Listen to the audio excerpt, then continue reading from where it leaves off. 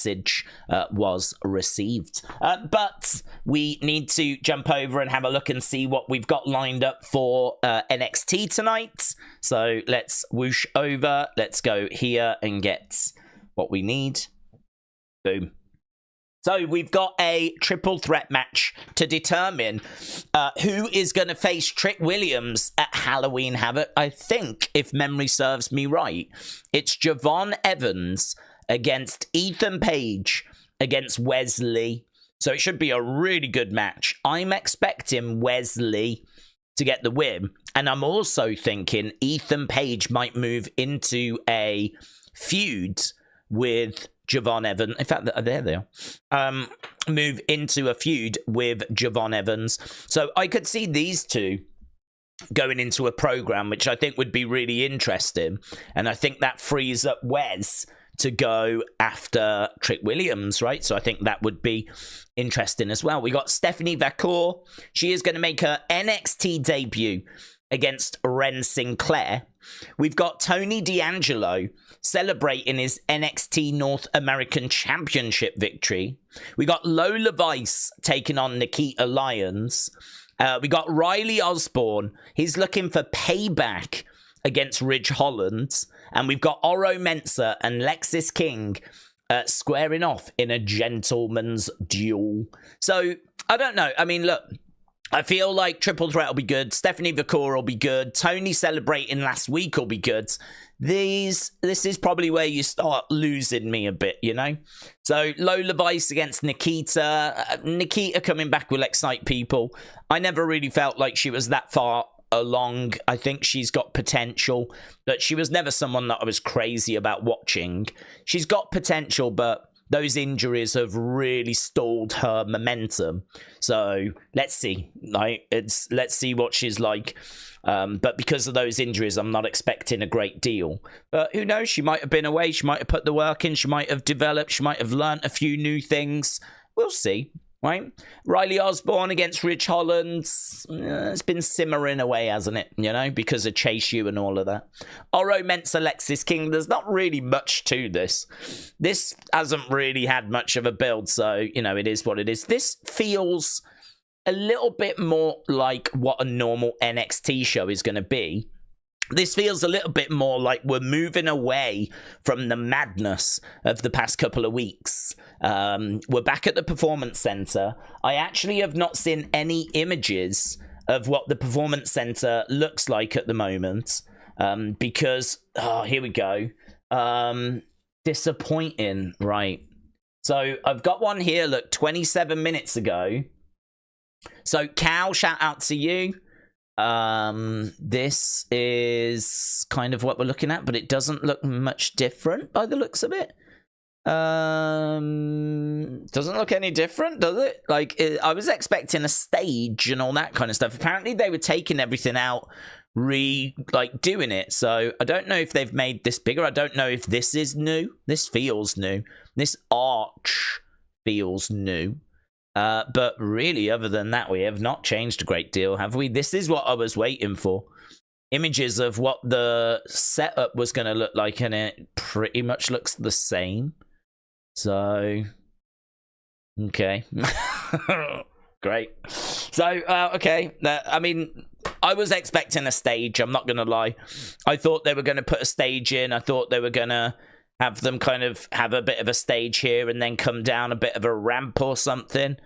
I thought that would be an easy change for them. I thought they might get a few extra seats in. I didn't know if you could get some more seats up here to get more people in.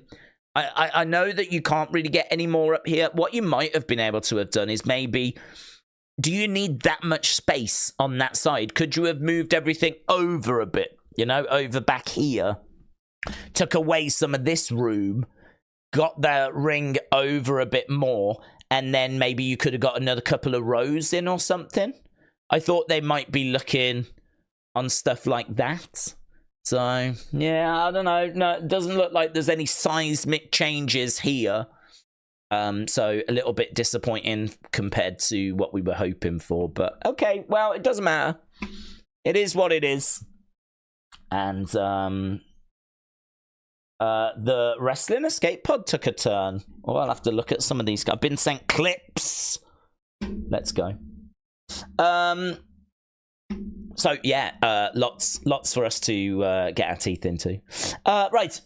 You don't have to leave. Keep telling people to acknowledge Solo all the time. Spartan said, if you're going to complain about Solo, things might go all cap. Although it's kicking off in the chat, kids.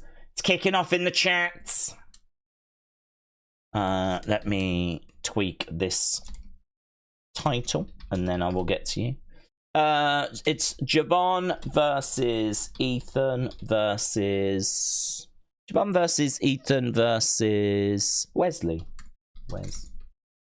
There we go. Right, so yeah, we've looked at what the new NXT layout looks like. A little bit disappointing. We've gone and done a preview of what we're going to get tonight. I think tonight will be fine. I'm not down on the show. I think it is going to be a big step down from where we've been, though, because those past two shows, we were on the road. They were different. They were exciting. We're kind of back at the PC now, and the setup, the lineup feels a lot more like a normal show. So ratings for this week are going to be very, very interesting. Very interesting, because I think this will be a bit more in line with where they're going to be going forwards. Lisa said, would you say that Tony Khan is maybe blaming the already departed Jimmy Jacobs for horrible booking so that people won't blame him? It's a blame game with AEW. I can't comment, but because I've not seen any comments. I genuinely don't know. So I don't know if Tony Khan is blaming Jimmy Jacobs. I wouldn't think he would be, because I would imagine Tony Khan would not be insinuating that things have been bad. My guess would be that he would be talking about the future and talking about where they're going, rather than saying anything like it's been poor, or, you know, it's been a problem because of this person that's leaving. I would need to see him saying that to believe that he said that. I can't believe that he would say that. I'm pretty sure he would be focused on the future. So I don't think there's a blame game going on. I would be surprised if there was, but I've not seen any comments of anything, so... Spartan, shout out to you. Hello. Ramen Noodles said, I love the PC. I wish I lived in the area. I would try to get there every week. Yeah, I mean, it is great for going and seeing that new talent. The other good thing as well is going to the PC would be special. But even if you don't and you just go to a live show, they're so good. They are really entertaining. I can't recommend them enough. I've been to... How many have I been to now? I think I've been to 3, and I have always had a great time. They always put on a good show. They don't die, even though you're in a room of like 100, 200 people. They don't phone it in. Like, you know, they are putting a shift in. They're putting on a show. And it's mental to see these big stars that you know are going to be big stars. I mean, you're seeing Trick Williams. You're seeing Javon Evans. You're seeing Obafemi. Right now, you could be seeing Julia in a room of 200-odd people. I mean, it's kind of amazing, actually, that they still do those live events. And I suppose I'm worried one day they will stop doing them. And they'll just do the TV tapings. And I think you will... really miss then a very special way of getting access to the superstars before they've quite made it, you know? Because a lot of the people that go to NXT, I think they buy tickets week after week after week. And I think like because you see a lot of the same faces. And I think if you go, you are the first people that gets the option to buy tickets for next time. And so it's hard. It can be quite hard to get tickets to get into NXT. So yeah, I think it would be a real shame if they stop doing those live events. There's no word that they're going to, but we know that live events are being trimmed down, certainly on the main roster. And I think it'd be such a shame if they did that for NXT. I can't imagine it makes them money. I can't imagine that the live events are a money earner for them. Because there's really not that many people that tend to go whenever I've been. You're talking of a room of just a couple of hundred people. I mean, how much money is that going to make? I can't imagine that it covers the costs of transporting everything. So, yeah, I'm worried that it's going to be a case that is where it's going, you know, and that we do lose the live event. So if you are in the area, then I would say definitely try and get down to the live shows. James said the chat on screen's not working. It's frozen. Oh, okay. I can hopefully fix that. That can be fixed. Let's see if we can do that. Boom. Boom. There we go. Is that better now? Word of Wrestling said, I think we will see it look totally different. Imagine just the colours. Hello, Sam. I saw Julia when I went to an NXT TV taping, said Jay. That's good. That's special to go and be able to say that you've seen Julia live. I think that's really cool. I would love to be in Florida and go and be able to see Julia. So just know I'm jealous.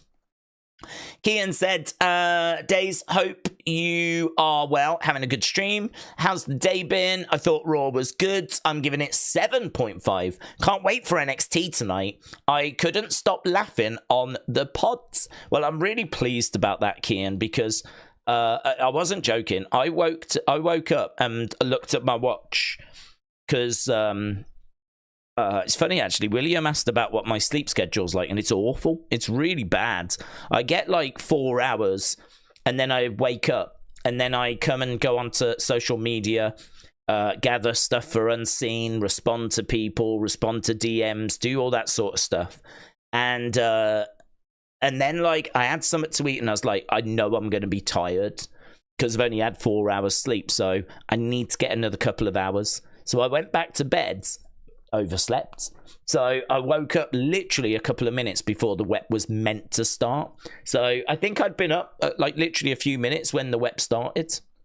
So my head was just not right. I mean, I was like still in the process of like, right, where are we?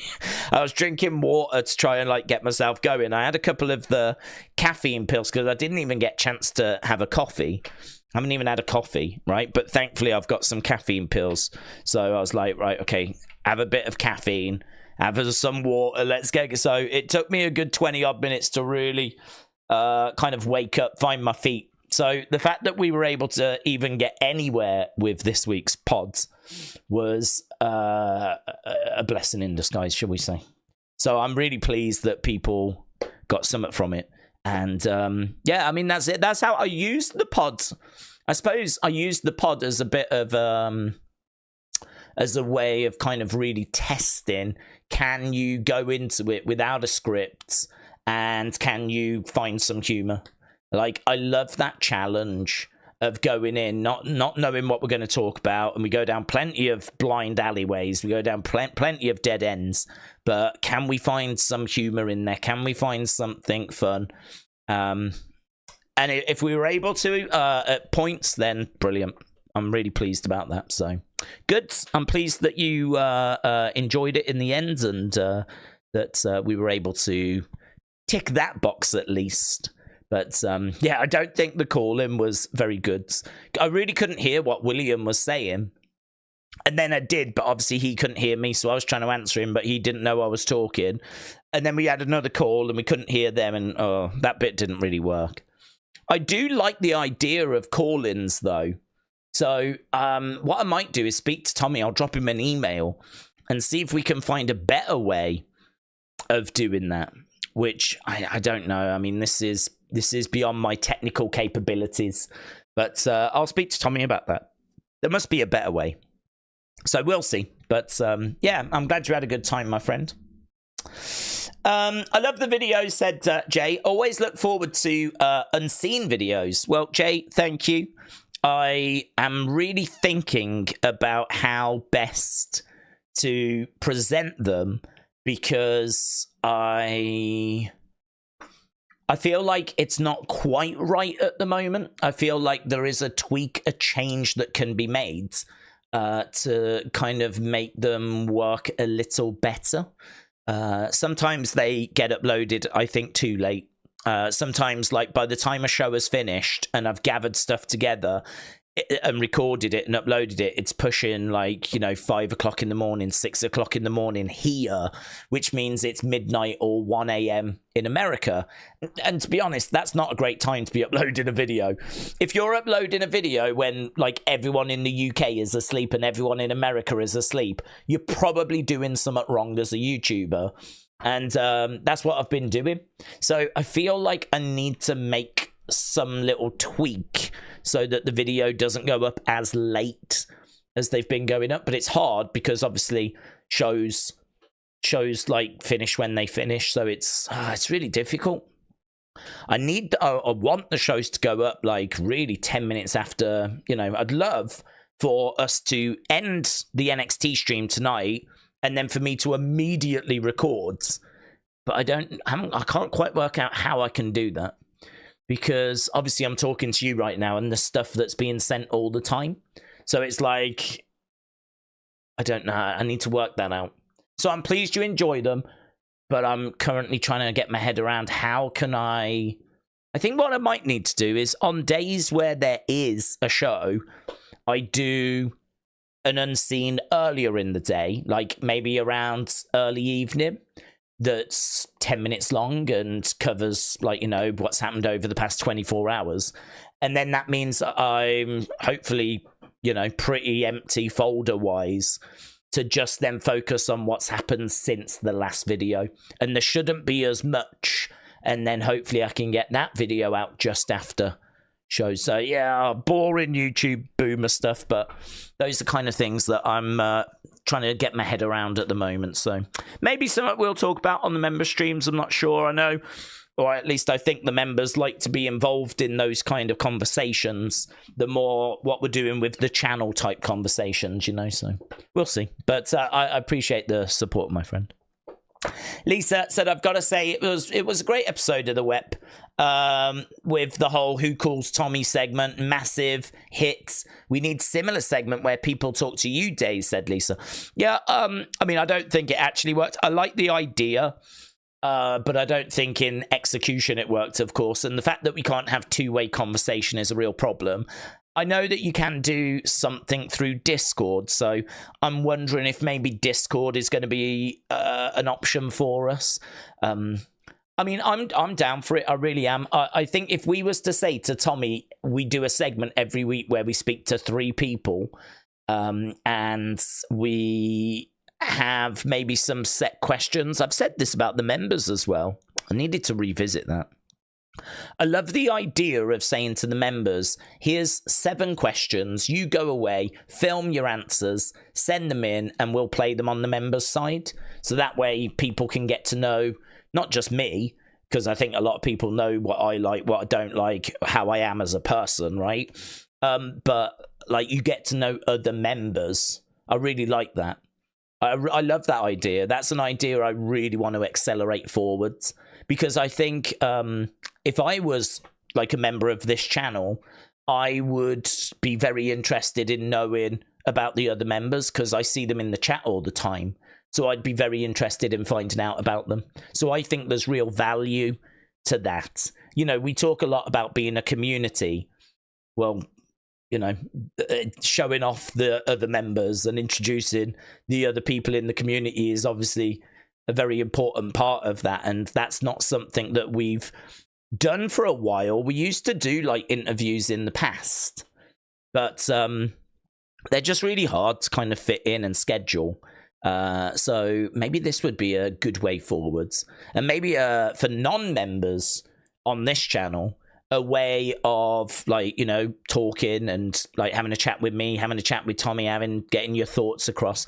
That could be like a regular segment on the Wrestling Escape Pods, which is the podcast I do just before these streams. So again, you know, something else which could be introduced and, you know, I'm sure would be relatively straightforward to introduce, but I would just need to get my head around how to do it. So a lot of these things are possible. It's just doing them and getting them to work and then really embedding them into a bit of a schedule, you know? So we'll get there. You know, you'd think I'd be there already, but hey, you never stop when you are a YouTuber or in life. You know, you're constantly evolving, moving forward, adapting. New things come along, new technology comes along. So yeah, we can look at stuff. We can look at stuff. Richard said 3-hour framework of shows seems to expose a lot of superstars for their botches since the shows are long and energy is drained, said Richard. Amy Jobson said there's a new way. It's called texts. Oh. People texting in their thoughts. Well, I don't feel like we need that so much because we do have the chat. And we could always like ask a question and then read out the responses. So, I mean, I don't know that we need text really. What we need is we need some sort of system set up where we ask for feedback and we then receive that feedback. Now, whether that's calling in, whether it's asking a question and then reading the responses, I don't know. I'm open. I'm really open to ideas. I think the WWE Instagram pictures has been a big success on the Wrestling Escape Pods, and I feel like there's something to the calling in. I feel like there's something there that is worth exploring. So I don't know. I'm just going along with the flow really, and we'll see where we end up. But I think for me at this time of year, and we will move on to wrestling, but just kind of talking a bit more about the WEP and where we are as a channel, we're not far. I think we're about 400 subscribers away, if that, from getting to 300,000. So I suppose reaching that milestone makes you reflect where you've come from, but also makes you think about what the future will look like. And I think we're in a really good place going into 2025. I'm not looking for any big changes. I love pretty much everything we're doing, so there's not going to be any massive changes. But I do look at Unseen and think there's probably a little tweak that needs to be made there. I do look at the Wrestling Escape Pod and think we could definitely have a few more weekly segments that go into that, because I think the photos have been a success. And I look at the members side and I think it'd be great if we could get the questionnaire thing going, so that people could record their answers. Only like 5-minute clip, 5-minute clip, which I can play on the members stream.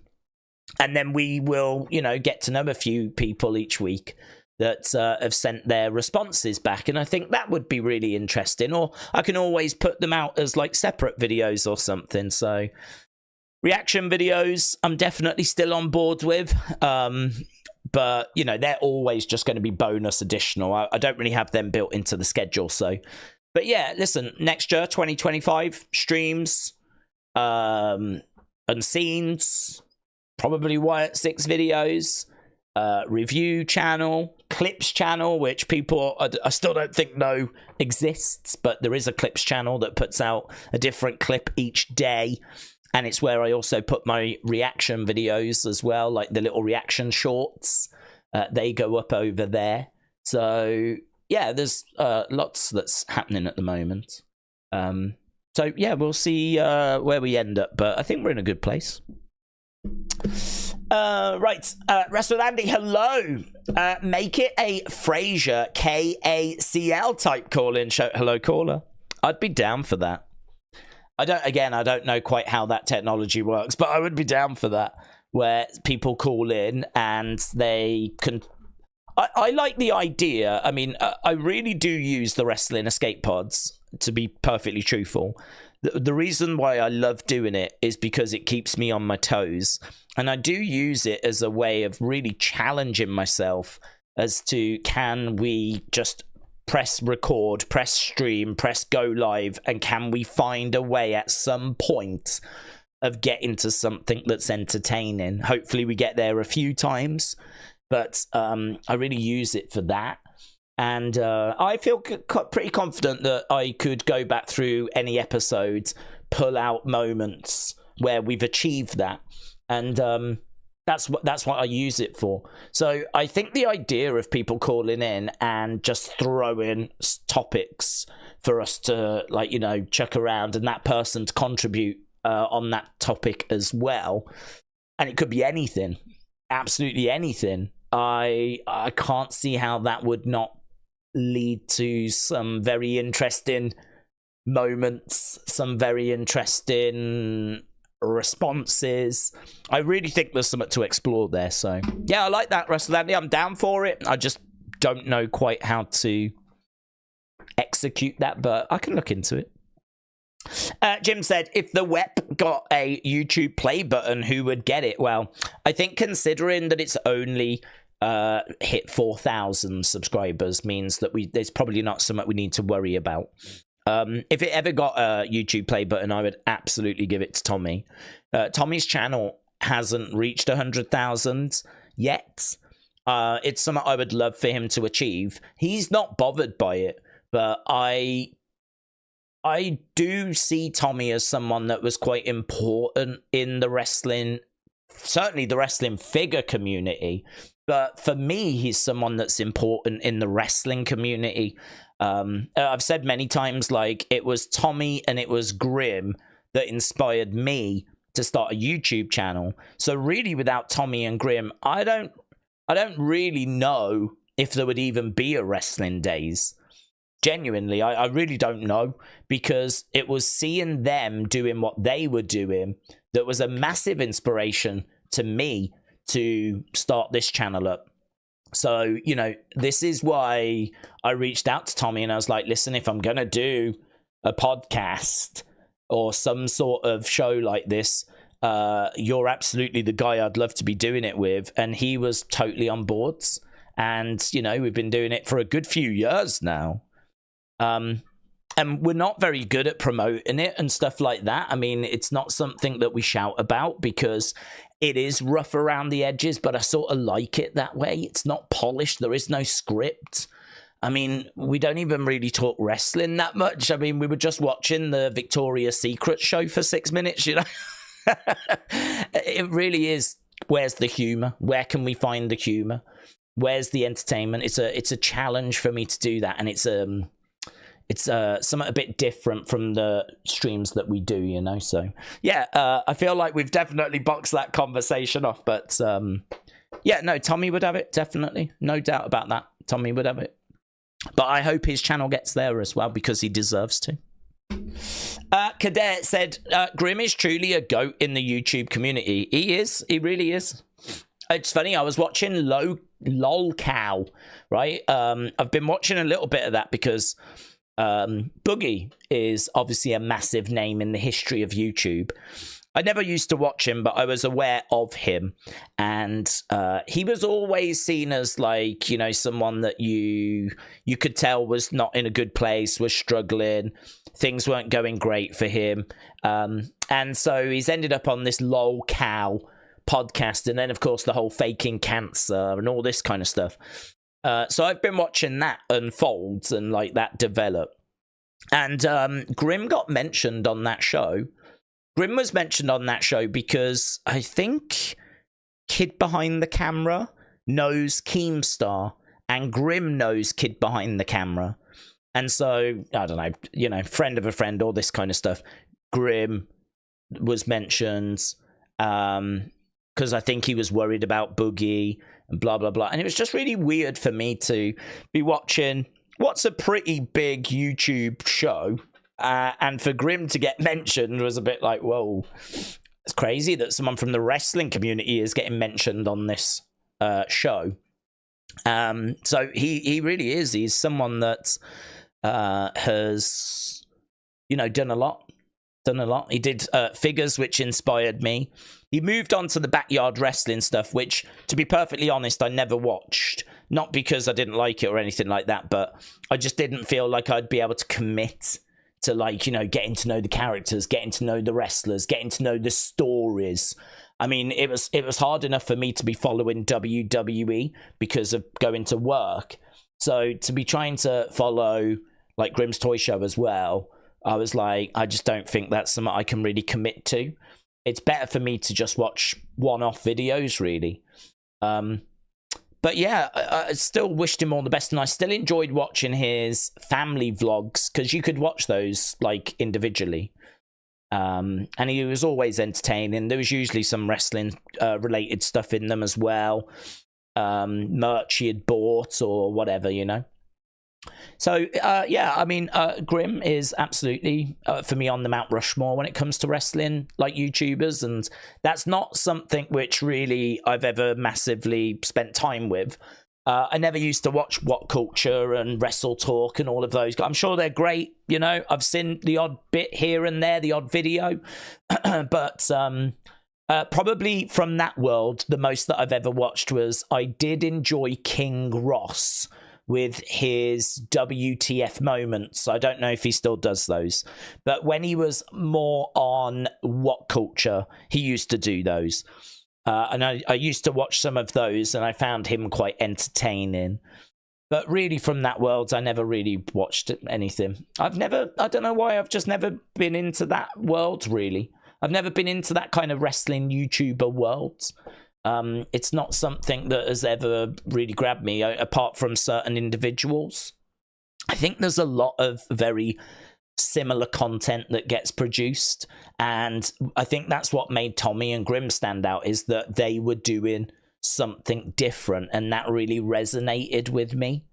That was something which I definitely appreciated, so hopefully that kind of has shown itself in what we do here as well. I don't know, because I don't know what's out there. I don't know what other people are doing. But that's definitely something that jumped out at me. So, yeah, I'm sure there are loads of great people out there now, very much like our very own Wrestle with Andy, of course, who puts out fantastic content. Triple Toy Travels has been a fantastic pioneer. A fantastic pioneer. In the world of YouTube wrestling, it's strange he didn't get to 100,000. Well, I don't think it was that strange, because he was doing amazing. He got to 87,000 and then he couldn't do it anymore because his job got in the way. So he basically stopped. And then he started doing, going to anime conventions and doing awkward interviews. And to be honest, that happens. You get to a point where you can get tired of the content that you make, and you want something that excites you again, or something that you think the crowd, your audience, going to really like. So you change your content. And I don't know if he would still have done that. It didn't work for him on a engagement point of view. He wasn't getting great views and stuff from that, but he was enjoying it. And honestly, if he's already got a job and he doesn't need to worry about money and he doesn't need to worry about views, that is kind of what makes Tommy so good, in my opinion, is that he won't worry about doing things for the sake of them necessarily being successful. He'll do them because he believes in it and it's something he wants to do. And that is very refreshing in the YouTube world. So that's why, basically, and, inactivity. And so, he ended up getting stuck on 87,000. Had he have just kept doing what he was doing, it would have breezed past 100,000 a long time ago. Long time ago. The problem he's got now is that I think a lot of people have moved on from his channel because he's been so inactive. And obviously there's so much competition now that he's going to find it very difficult to kind of get that missing 12,000. Listen, if it was close, if it was under 1,000, we would absolutely be shouting about it. We'd start a campaign. I can't do that because it's still too far away. I can't reach 12,000 people and get them to subscribe to Tommy's channel. Otherwise, I would give him that helping hand. Of course I would. But it's just a bit too far away for that kind of stuff. If it was under 1,000, I think we might be able to do something. We might be able to help. But I don't think we can do much that far away. So hopefully he gets there eventually. I would love to see him achieve it. And I think he very much deserves it. But, hey-ho. James said the only thing Triple T is a pioneer of is setting up streams and not bothering showing up. Yeah, but I love that as well. I love that as well. Picking your nose and rating boogers on stream is somewhat new and different, said Mystery Deck. That is true. I don't know if he's ever done that, but God bless him. James said the stream still says Orton and Javon for last week. It should have been changed. I think if you refresh, I mean, I changed it ages ago. It's probably one of those where it needs a little bit of a cheeky refresh. It's showing the updated title for me. Brad said, is NXT back at the PC? Yes, back at the PC. We had a look at it just, and it's not that exciting, to be honest. It's a bit disappointing, actually. We were hoping for a lot more change than what we've got, but it doesn't matter. It is what it is, and, you know, it's definitely an NXT that I don't expect reaching the levels of recent NXTs, but it should still be an entertaining show. Tommy is the guy. He'll get there no matter, said Lisa. Jay said, I am probably going to go to NXT on November 12th. Well, have a great time. I am jealous. I have never been to NXT, the TV taping. I would love to go. I would love for NXT to come over to the UK, actually. That's something that we've spoke about quite a bit because I've seen NXT in the UK a few times. I saw them at Brighton. I saw them at Bournemouth. I went to NXT UK quite a bit, and I really miss all that. That kind of, that next level down from the main roster, we don't have that now, since, obviously, NXT UK went away. So I would love to see that return, or us to get NXT, or NXT Europe, or anything like that, but there doesn't seem to be any movement there, unfortunately. Right, 13 minutes. Akim said, NXT metal party at my apartment tonight. Akim, have fun. Kim Shane said, I just watched an advert about some boomer wanting house sitters and dog sitters. Kim's Chain, shout out to you. Jay said, did NXT UK disappear? What happened? Well, it disappeared because, to be honest, there was word on the street that the ratings were quite poor, so they discontinued it. They discontinued it saying that NXT Europe was on the way, and so we're going to stop this because we've actually got something better coming up, right? We've got NXT Europe. It's going to launch. It's going to take over from NXT UK. Stay tuned. We don't have like dates and all that stuff yet, but we will get it for you type situation. And it just never arrived. I really question as to how far along in the process they were. I think because if you're going to start NXT Europe, you're going to have it ready to go, because why would you want to release wrestlers to then only have to bring them back when NXT Europe actually starts? It didn't make any sense. You would want, like, literally NXT UK ends the next week, the launch of NXT Europe, right? You'd want that kind of seamless connection, and we never had that. I don't think NXT Europe was that far down the road. I'm sure they were in talks, and I'm sure there was definitely things that they had lined up, but I don't believe it was that far advanced. And, you know, it just never got off the ground as a result. So, yeah, disappointing, to be honest. Really disappointing. That,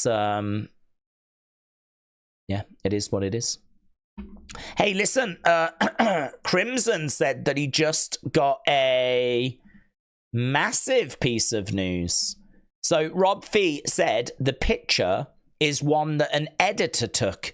No one recognizable is in it. I'm sorry for the late reply.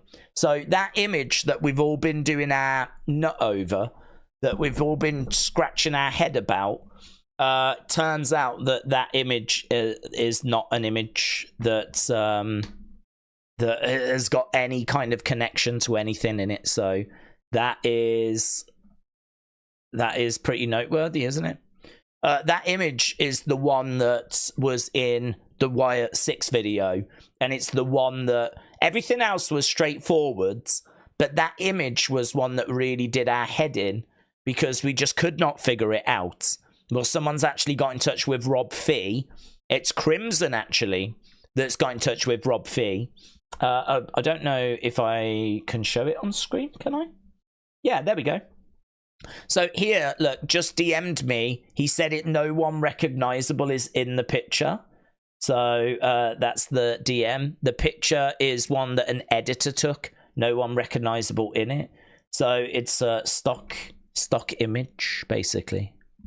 So bit disappointing, to be honest, that a lot of time has been spent on that, but that's always the risk that you run, you know? There is always that risk, there is always that gamble that it was not going to be something that was recognizable. I got actually asked about a couple of images, and I said that I wasn't sure that any of the other images was anything in particular, because quite a few of them struck me as being just stock images. The only one that jumped out as being something was that one, because you could sort of see it as two people kind of standing side by side, and you could sort of see that it was going to be, or could have been, like a couple of wrestlers.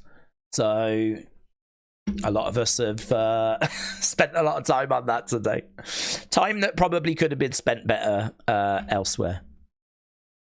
What is this? Stephanie Vaquer is out in the car park. Oh, we're just filming her entrance, are we? So just some footage of Stephanie Vaquer filming outside as she's arriving at NXT. That's been captured by some people waiting in the crowd. So that just got sent through. James said the pandemic happened at that exact same time. Yeah, I think that I mean, I'm sure played a part. They were doing shows with no crowds at BT Studios. I remember quite a few shows where there was no crowds. So I totally think that played a factor, yes. Would they have still reached that decision if there were still crowds that were going and people were engaged? But yeah, pandemic probably did not help things. But the excuse that was given was that we're going to replace it with NXT Europe. And, you know, they didn't. They lied. They lied.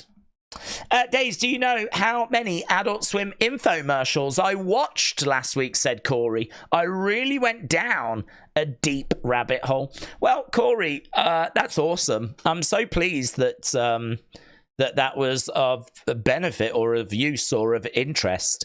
I watched the Too Many Cooks one, and I really enjoyed it. For those that missed that conversation, there are Adult Swim infomercials that are trippy, and they make them seem like, you know, they're trying to sell you something or they're advertising something, and then it takes like a dark turn.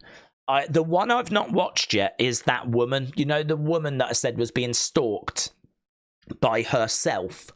And so it's like she's selling some sort of medicine, some sort of, you know, pain relief or whatever. And she's driving in a neighborhood. And then all of a sudden you see the same woman is sort of like chasing after her. And all of a sudden what looks to be a very normal advert starts to get really dark, really trippy. I saw this brilliant example of the website. And I don't know if you've done that yet, Corey, but you can go to the website of this product, and it's got her and her family standing in front of a house, and they're advertising the product. And apparently if you click on the picture or on the house gets closer till eventually, like, you are literally able to look in the house, and it's kind of like a load of the rooms are empty, and it's really like... it turns into a bit of a click and point kind of game and whatever. It's like really trippy. So yeah, it really is a rabbit hole that you can end up going down and spending some time in. I didn't get a chance to watch that one though, So that's one that I need to still watch myself. But I don't know if you saw the iceberg video about it where they talk about them.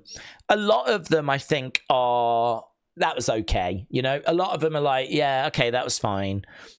You know, fine. But there are some which are really good, really exceptional.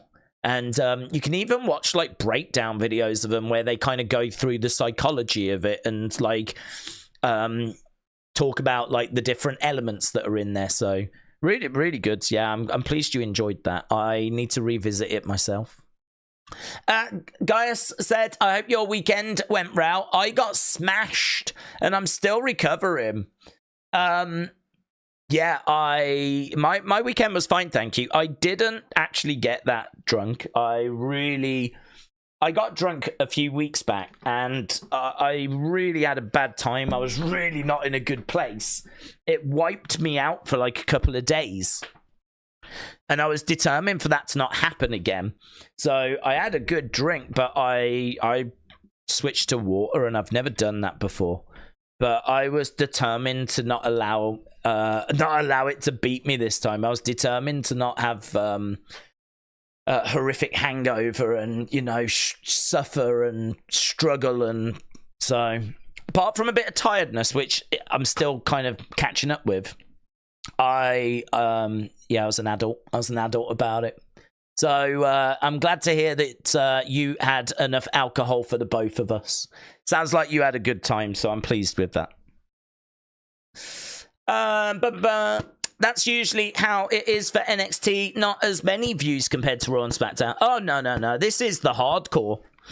People, I mean, listen, if you're going to tune in for NXT and you're going to watch WWE's developmental brands, you really have gone quite far down the rabbit hole. So this is always a stream that I look forward to because I feel like I can talk to people a bit more. The chat doesn't move as quick. There's not as many people around. We still get, an entertaining show. It can be a bit hit and miss. Last couple of weeks have really cooked, though, and I'm hoping we can keep that momentum going tonight. But, a stream that I look forward to be honest, because, as we said, normally it's a bit quieter, but we still get some really good stuff to get our teeth into, and we will get that tonight. Triple Threat looks good. Stephanie Vaquer is going to be in action tonight, so really looking forward to that. So, yeah, loads of stuff to be excited about, even though it is a little bit quieter. James said, I love NXT. I am older than Daze, said Ian 2020. Yeah, I think most people here are, to be honest, buds. I think most people are.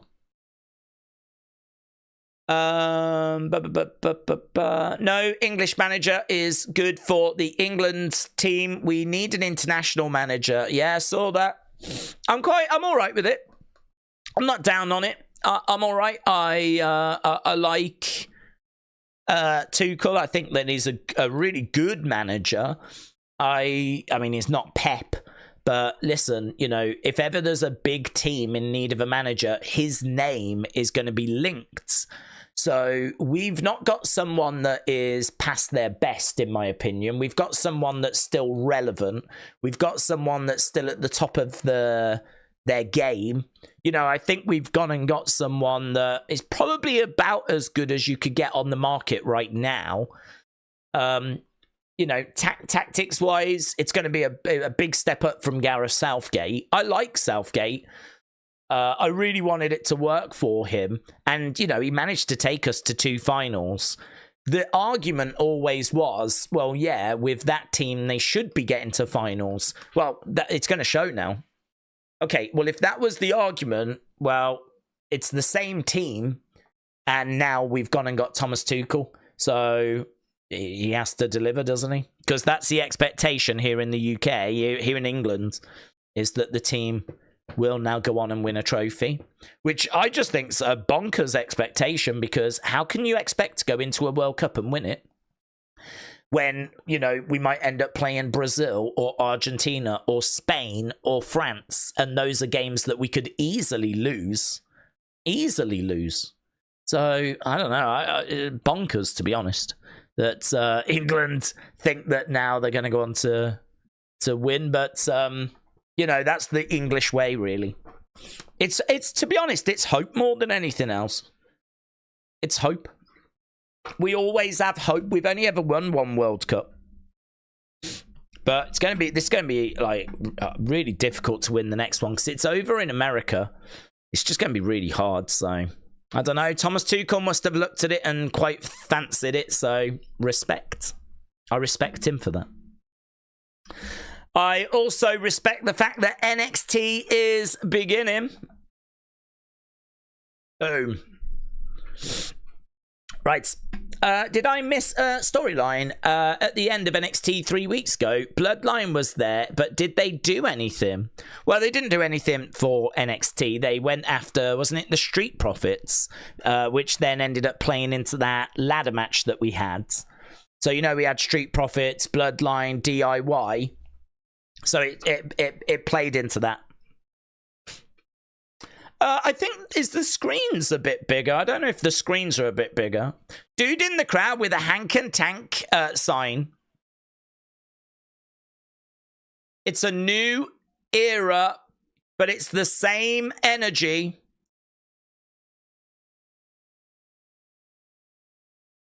Are you ready, said Vaquer. Wow, that person had like a whole Roxanne Perez painting. So, it's hard to know what's changed. It's hard to know what's different. I don't know if that circle was there before in the entranceway. It probably was. We're just having a look at what's happened over the past couple of weeks. Spin the Wheel, Make the Deal is out. Yes, we do have that tonight. We do have that.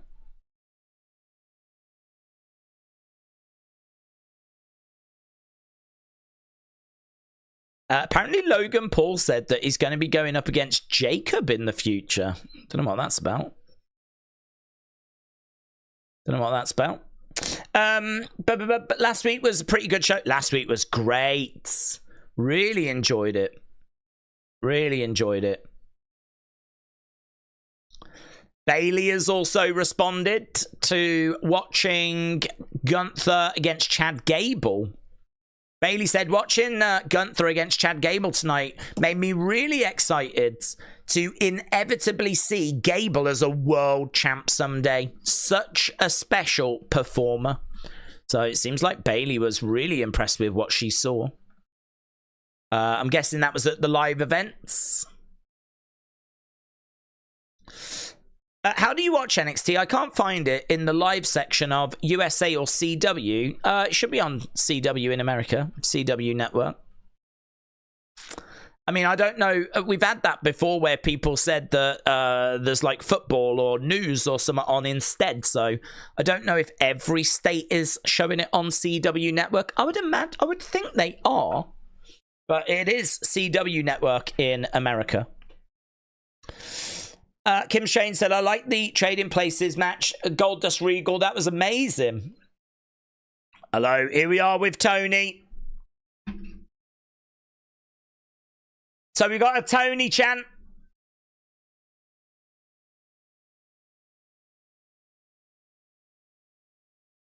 So he's sat at a table and he's got some wine. He's on his own. I don't know where the family are.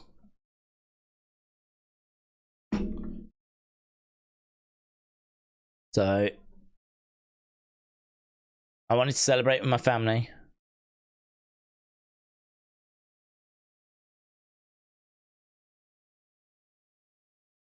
Okay, he's going to give a toast. He's giving a toast to Obafemi. Longest reigning North American champ. He was a man who, to be honest, broke me. I needed to win this title by any means necessary.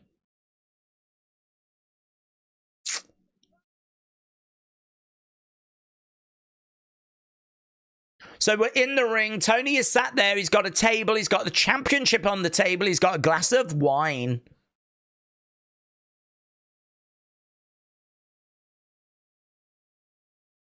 No. I had you right where I wanted you. And I beat you.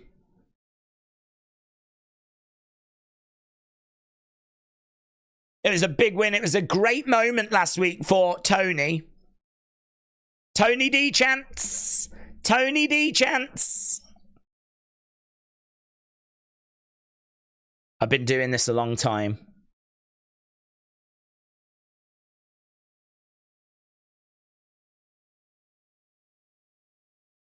So he raises a toast to Obafemi. Obafemi coming out.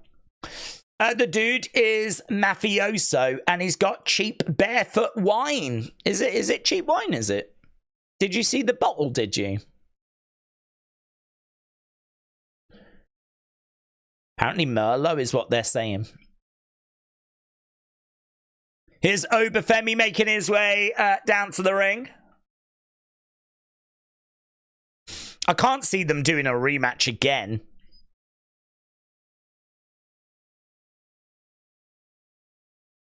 Booker said that's a power walk right there.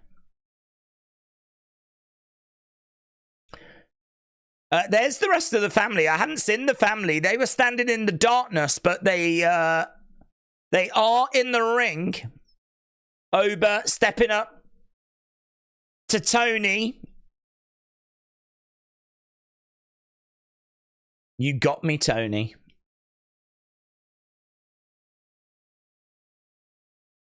It happened once. But it won't happen again. Are they going to do a rematch? No, they're doing a rematch.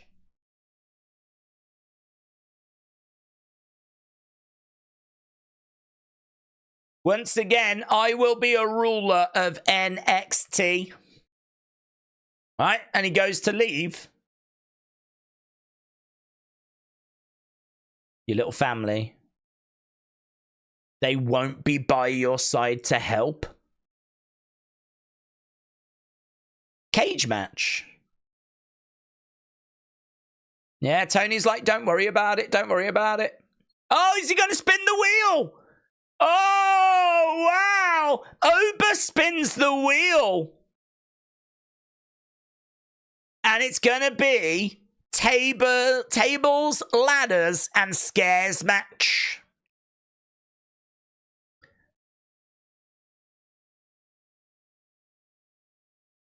Tables, ladders, and scares. Wow. I thought it was going to be a cage match. Spin the wheel, make the deal. Deal made. Toby, shout out to you. Oh, what's this? Gentleman's duel. All violations will result in a DQ. You can't strike opponent when they have 4 points of contact on the grounds. Can't throw opponent over the top rope and to the floor. Competitors have... Oh, it's gone. I was just reading them rules. It's gone. It's over. Here's Lexis King.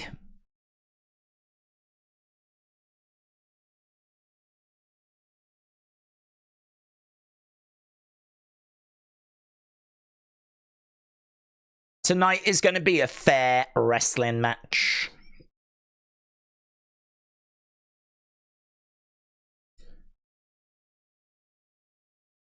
Okay, who have we got coming out for our first contest?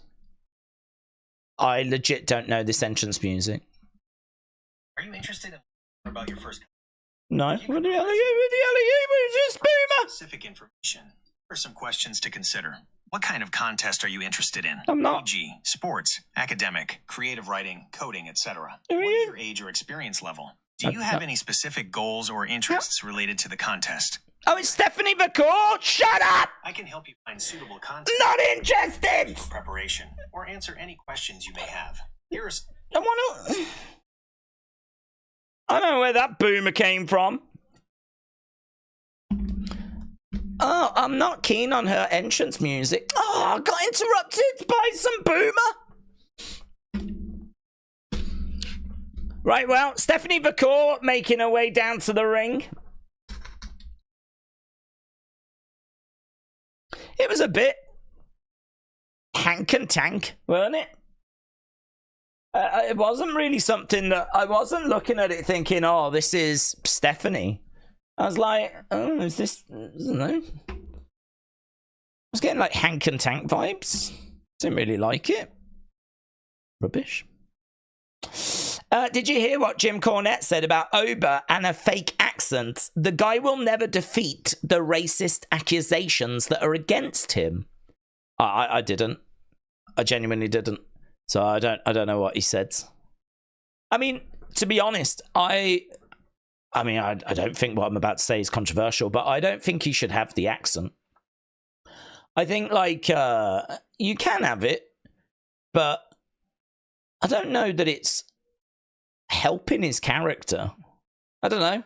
I've only seen one clip of him without it, like his normal voice. And it was fine. I don't know. I don't know that he needs that, like, fake Nigerian accent. So I don't know I don't know if Jim Cornette said that or not, or what he was saying, but I don't think that the accent will be a barrier for him. I don't know about you, but I just get flashbacks to flipping Apollo Crews, doing the fake accent. And that was a bit different because we had seen Apollo talk normal for a long time, and then all of a sudden, like, put on an accent.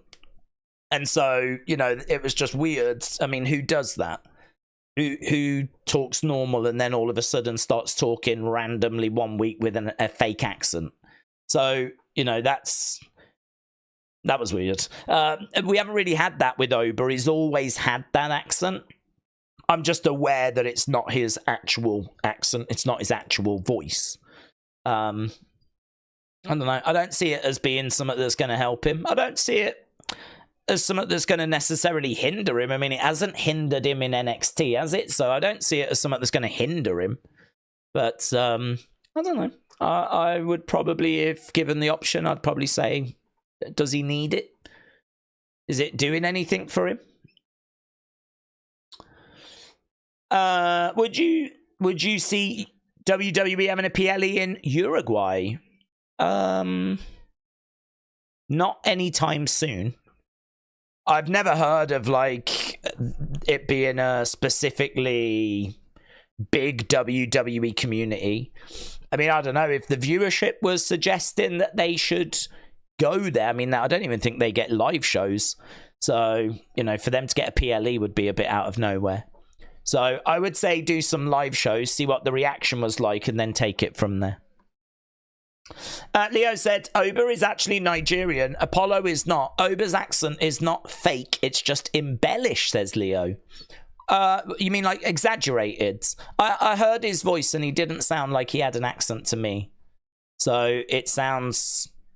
I mean, I didn't hear enough to detect if there was any kind of Nigerian accent there. But either way, this is a fake accent. It's fake because it's not his actual accent. So I don't know. It doesn't do it for me. I thought his promo though, I would have said that it was in the way, but he did a promo 2 weeks ago on that Miz TV, which was so good that I don't think I could make that case anymore. I think he came out with a really, really good promo a few weeks ago, so it's not. I don't see it as a problem. I don't see it as a barrier. But I think just given the option, I probably would say don't bother. There's not really a need for it. Here's Wren Sinclair. Word of Wrestling said, I'm shocked. I thought the character was him. You just practically told me that Kane and Taker aren't actual brothers. That's what we do. We just ruin people's perception of superstars. Right, here we go then. Stephanie against Wren. We're waiting for you to drop your accent, said Corey. That's true. This is fake. I actually sound like Pee Wee Herman. Okay, so we are underway. Stephanie is in there and she is locking up with Wren. Wren rolling through. She grabs the leg of Stephanie and goes for cover. It does seem quite bright. We've got white ring ropes. I mean, we're very much going with the white and black theme, aren't we? Stephanie gets Wren down, rolls her over, bridges. But Wren is able to get out. Takes the legs down of Stephanie. Stephanie trying to get back up. She takes the legs away from Wren. Wren kicks out. Both women getting back up to their feet. Stephanie with Wren, taking Wren down. Stepping through, rolling over. Oh, really quick. Look at that. She's absolutely tied Wren up there. That was so impressive. That was really impressive. She's even flexing, but Wren hits a reversal. Stephanie goes down. She got a little bit too overconfident there. Yeah, nice bridge there by Wren.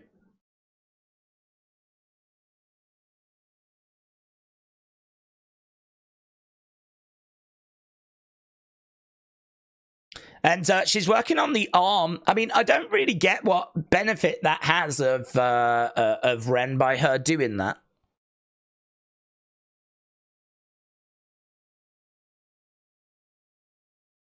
So she's working on the arm. Stephanie in the middle of the ring. Wren, again, rolled through there by Stephanie. Nice. Back up to her feet. Roll over, going for the pin. 2. Kick out there by Wren. Stephanie looking over at Wren. Wren looks shocked. Charges over. Kick to the midsection. Wren goes down. Watching on is Roxanne and Cora backstage. So far, there's been a couple of nice moments in this. Still very much in the early stages. Shot to the midsection there by Wren. And again, reversal. Wren against the ropes. Goes over the top. Tries to get Stephanie off her feet. Stephanie stomps on the head of Wren. Leg drop. Head scissor. And she smashes Wren face first into the mats. So at the moment, Stephanie in control. Shoulder up there by Wren.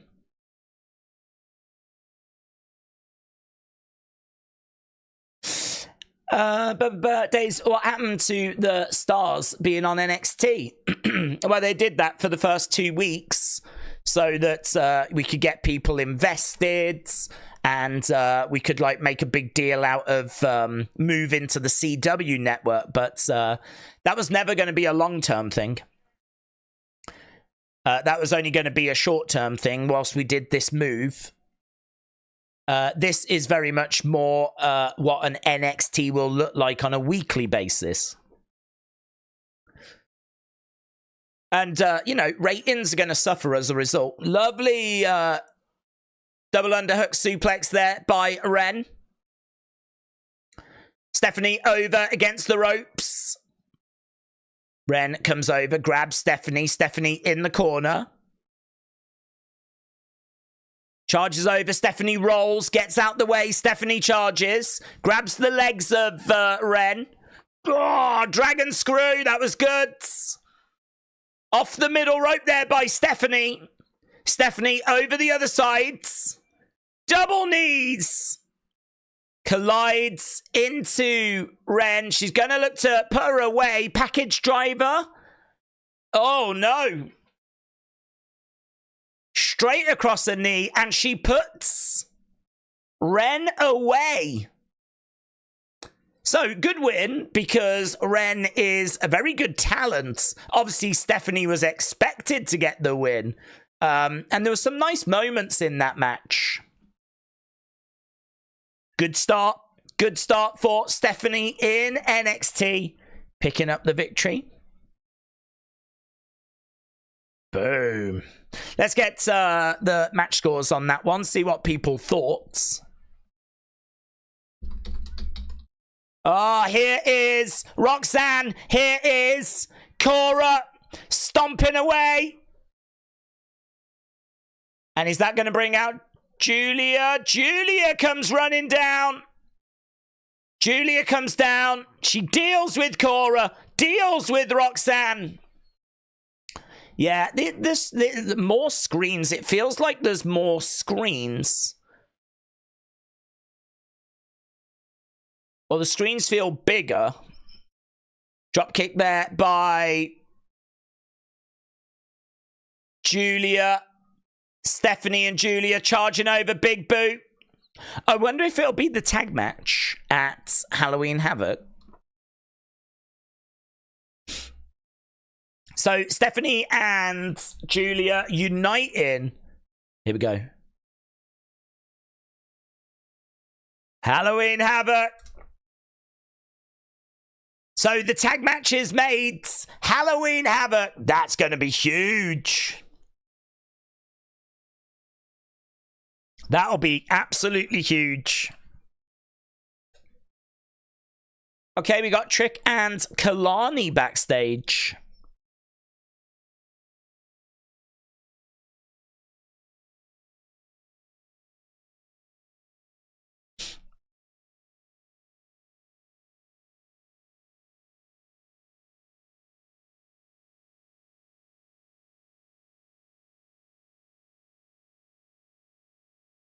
So Trick just talking about who he might end up facing. In the background, we got Fatal Influence.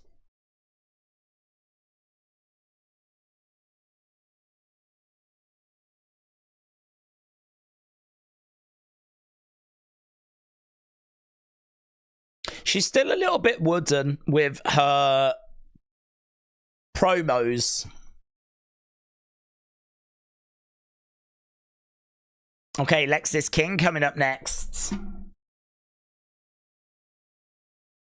Yeah, her delivery still feels like she's kind of delivering off a script. But, I mean, she doesn't get that much time to talk, to be honest.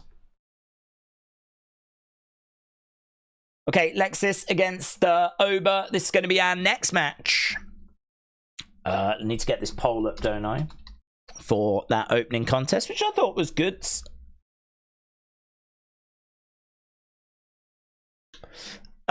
Days, I'm currently on my way to Wales. I'm watching NXT in my cousin's Mercedes on the TV screen in the back of the car. It's very cool. Wow. Very good. Very good. Yeah, well done. Seems like you're living the high life. Matt, hello, my friends. Hope you are well. Matt Carney, give me 1 second. Just pop in that there. Matt said, Days, although it's been a while. Hello, Matt. Can you quantify what actually makes the Triple H era the Triple H era? Is his general philosophy quite easy to observe? Well, what makes the Triple H era is that Triple H is booking. So, I mean, that's kind of how you quantify it. If it was Vince booking, then it wouldn't be the Triple H era, but as soon as Triple H took over, it became the Triple H era, or the Paul Levesque era, or the Renaissance era, whatever it is that you want to refer to it as.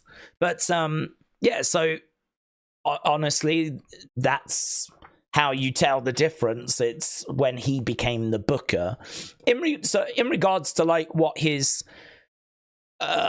differences to Vince are when it comes to booking, a lot less silly comedy. You know, we used to get like lots of poop jokes and, you know, Ms. TV. I mean, like, we used to get Ms. TV all the time. You don't really get Ms. TV anymore. And that used to have a lot of, like, you know, hey, hey, ho, ho kind of silliness on there. So we get a lot more, or a lot less of that. We don't really get much of that silly kind of comedy anymore. We get a lot more, like, storyline feuds. I think there's a lot more long-term booking. If you look at, like, how we've done Drew and CM Punk this year, and how we've done the whole Live Revenge tour, and if you look at, like, how we've done the Bloodline, and how that has kind of evolved and continues to evolve. And I think he's a lot more committed to the long term. Obviously, we had long-term booking with Vince as well, but it would be very rare to have feuds that went as long as, say, CM Punk Drew, or stories that went as long as, say, what the Bloodline has. So I would say a lot of matches get set up as well. Back in the day under Vince, the bell would ring, you'd have two people going against each other, you wouldn't know why. We don't really get that anymore. Matches get set up, even if it's just like a little backstage thing, and then you go to the match. You know, each match gets set up with something. We don't tend to see endless weeks of replays or reruns of matches. You know, we went through a series of, like, can't even remember who it was now, but New Day. I remember New Day going up against the team for like 8 weeks in a row, 10 weeks in a row. It would be Kofi versus someone, then Xavier against someone, then it would be the both of them against two people, then it'd be Kofi against a different member, Xavier against a different member. We would just cycle rounds with different combinations of, like, matches that we could do. We don't do that anymore. So, I mean, I feel like it's still WWE, and I think if you've been in a coma for like 5 years, you'd watch it and you'd still recognize it. It's not changed on a drastic level, but there's definitely been evolution. It definitely feels tighter and, you know, less silliness. I think a little bit more impetus on what we do in the ring, and less like rematches, less endless pointless matches, like pointless feuds, longer title runs as well, to be honest. We're seeing a lot of long title runs under Triple H, so I don't know. Honestly, I feel like we could sit here and get a list together of like 20, 30, 40 things. I mean, there's lots of little bits that have been tweaked and changed, but it is evolution over revolution. We are back from our commercial break, and we've got Ashanti giving a rose to Brinley. Sam, shout out to you as well. Hope you're well, buds. These are ladies. Sean taking that rose off Brinley.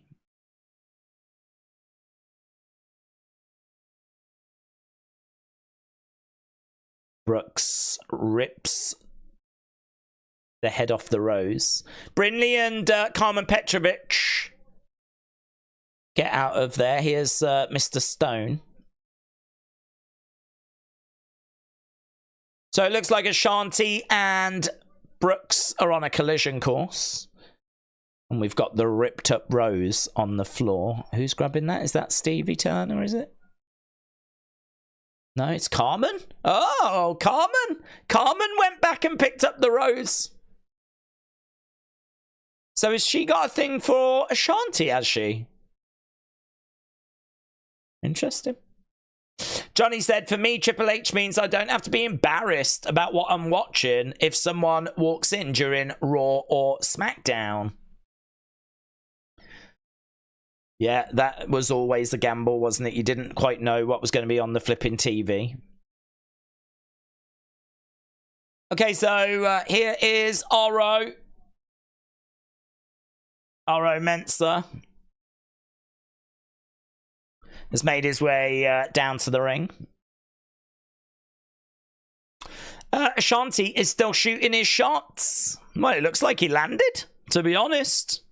Certainly looks like Carmen was interested.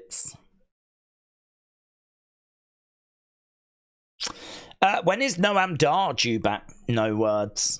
Honestly, haven't heard anything on when he's due to return. Triple H era is a red hot product, said Matthew. We're getting another love story, lol, said AB Jobson. Lol. Okay, so Gentleman's Duel. I don't know if this is something we're going to see on a regular basis now, but we've got Oro and Lexis. And they've got to keep this in the ring. Oro is down. Oro grabbing a hold of Lexis. He's got him by the head. Lexis trying to get out of it. And he does. These two locking up.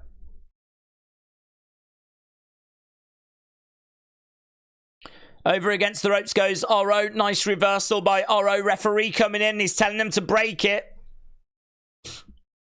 You can quite easily get disqualified in this match because it is a gentleman's duel.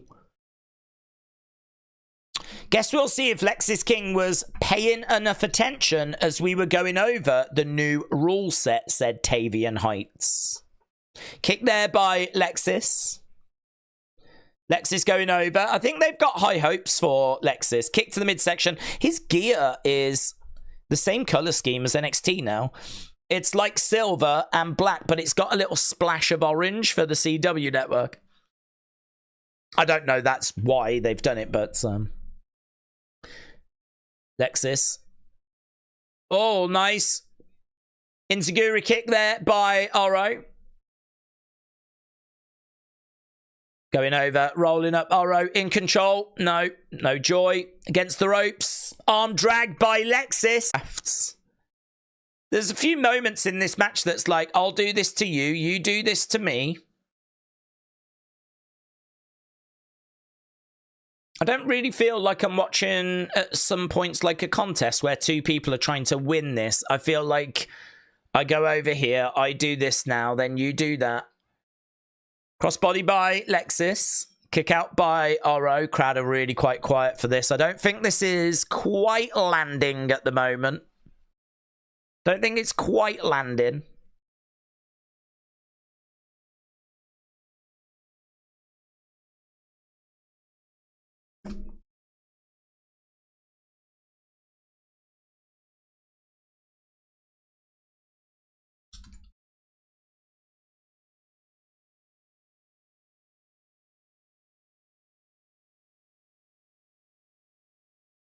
Would like NXT to have their own Money in the Bank matches, said Paul. Oh, that was good.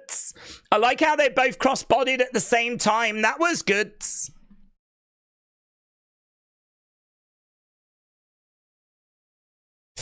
Right, I wonder if they'd do a British wrestling rules match. Well, the wrestling... Am I right in saying that that is what the Heritage Cup is? That's rounds and it's all based on the old... British rounds rules. Daze, if you could call up NXT stars to the main roster to form a new nexus, who would you have in that faction? I mean, you would probably have Oba, wouldn't you? I don't know. I feel like that was a group of like just the top stars, top male stars, really. I think Wesley would be quite impressive. He wouldn't be physically dominating, but you know, not everyone in that group was, but there was a lot of larger guys, which we just don't really have around in NXT at the moment.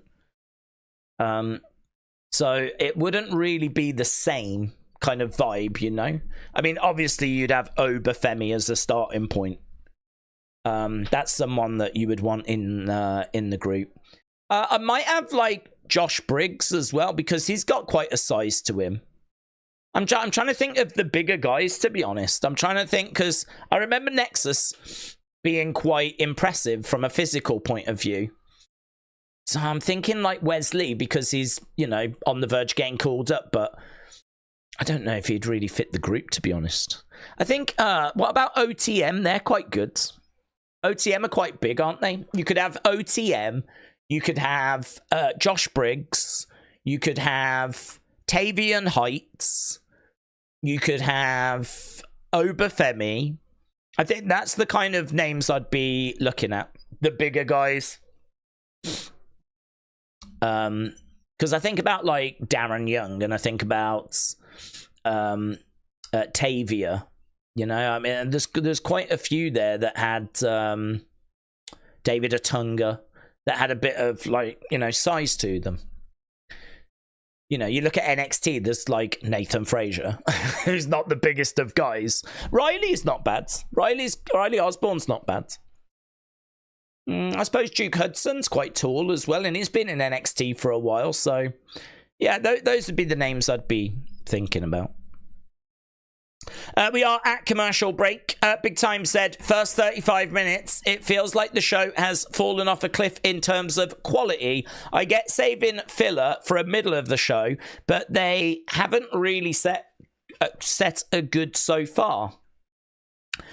Corey, shout out to you. AB said, Daze, you're under 500 views. That's interesting.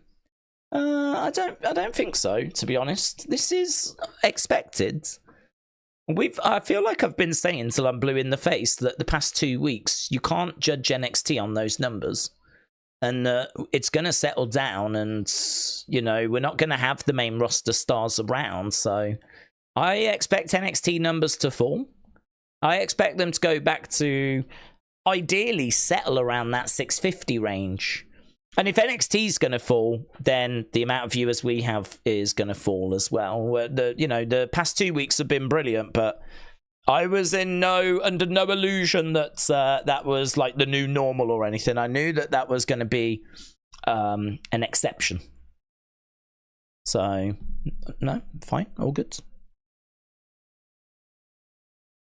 Right, here we go. We are back from commercial break. We got the scores for the first match. 54% said it was good, 32% said it was great, 12 all-time, and 0 bad. So that got a score of actually good 100%. No one said it was bad.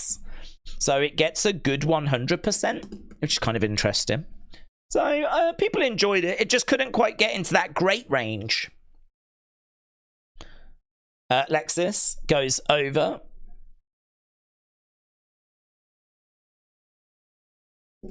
Going for the cover and shoulder up there by Alexis King. Triple H is a genius. He made a tiny guy like Adam Cole a huge star. Ever since Triple H had his heart attack, Adam Cole's star power has dropped drastically. I got a shout out for asking you that, Sonny. If I would have said something direct, it would have been crickets. That's true. That is true. I don't pick and choose what I read, though. Actually, I'll tell you what I do look for, if anyone wants a tip. I do look for slightly longer comments, because I always feel like there'll be something to get teeth into with that. If there's like a couple of words, I don't ever really feel like there's going to be much to kind of discuss there. Or if there's like, 2 words, 3 words, 4 words. But if I can see probably not really any examples on here at the moment, but K-Dub said about Triple H as a genius, and I read that one because there was like 3 lines of text. So I kind of felt like whatever that was going to be was going to have like something in it to discuss. So it's actually about it's a subconscious thing, I suppose, but I do look for ones that are slightly a little bit longer, like Kim Strains. If you don't sub or like the stream, I will send Le Park around with a chair. Oh, love that by Oro. So that was like a Pele kick, but he Pele kicked Lexis, who was on the top. And it looked really good. That looked like something out of flipping Street Fighter. I thought that looked so good. We've seen Pele kicks before, but not normally in that situation. Look at that. Isn't there a move like that Guile does? NXT's pulling out straight up Street Fighter moves now. Love it. Love it. The Duken. Oh, man, imagine if we get a spinning bird kick. Ethan said, do you think MJF will ever come to WWE? Yeah, I do, yeah. I do. I think that he'll stay with AEW for a fair bit, but yeah, I could see him coming eventually. Oro charging over.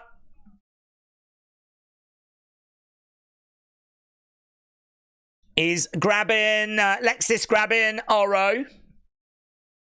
Looking for a... Was he looking for a swinging net breaker? No, Oro has got Lexis down. No joy. Boom. Down goes Oro. Rolled through by Lexis. Both guys get in back up to their feet. And he's trying for a backslide. Lexis manages to get up. He's got Oro. He's going to look to turn him over. And he bridges 2, 3. Lexis gets the pin. Well, do you know what? They really battled hard. I mean, it might not be a match that set the world on fire, but I thought it had some moments to it.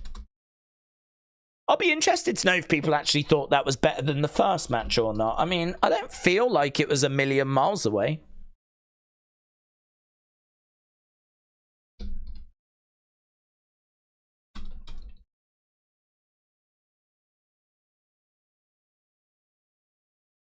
So, Oro, pretty disappointed because he fell short.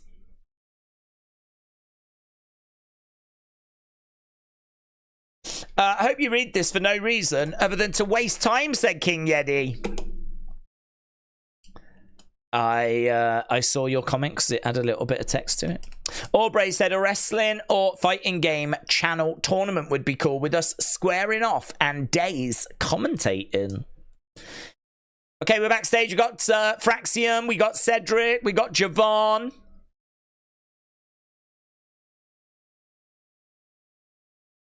You should also apologize for the tag match that you cost us 3 weeks ago.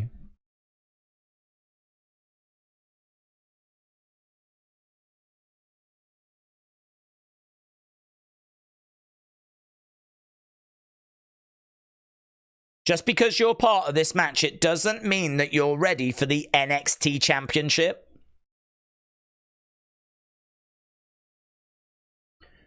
Ever since you lost your friends, you've been feeling a little bit salty.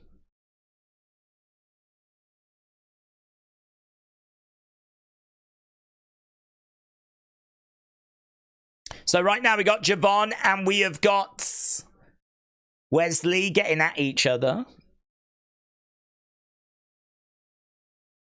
You haven't got the potential to beat someone like me. Lots of arguing. Up next, though, Lola Vice taking on Nikita Lyons. So that's going to be our next match.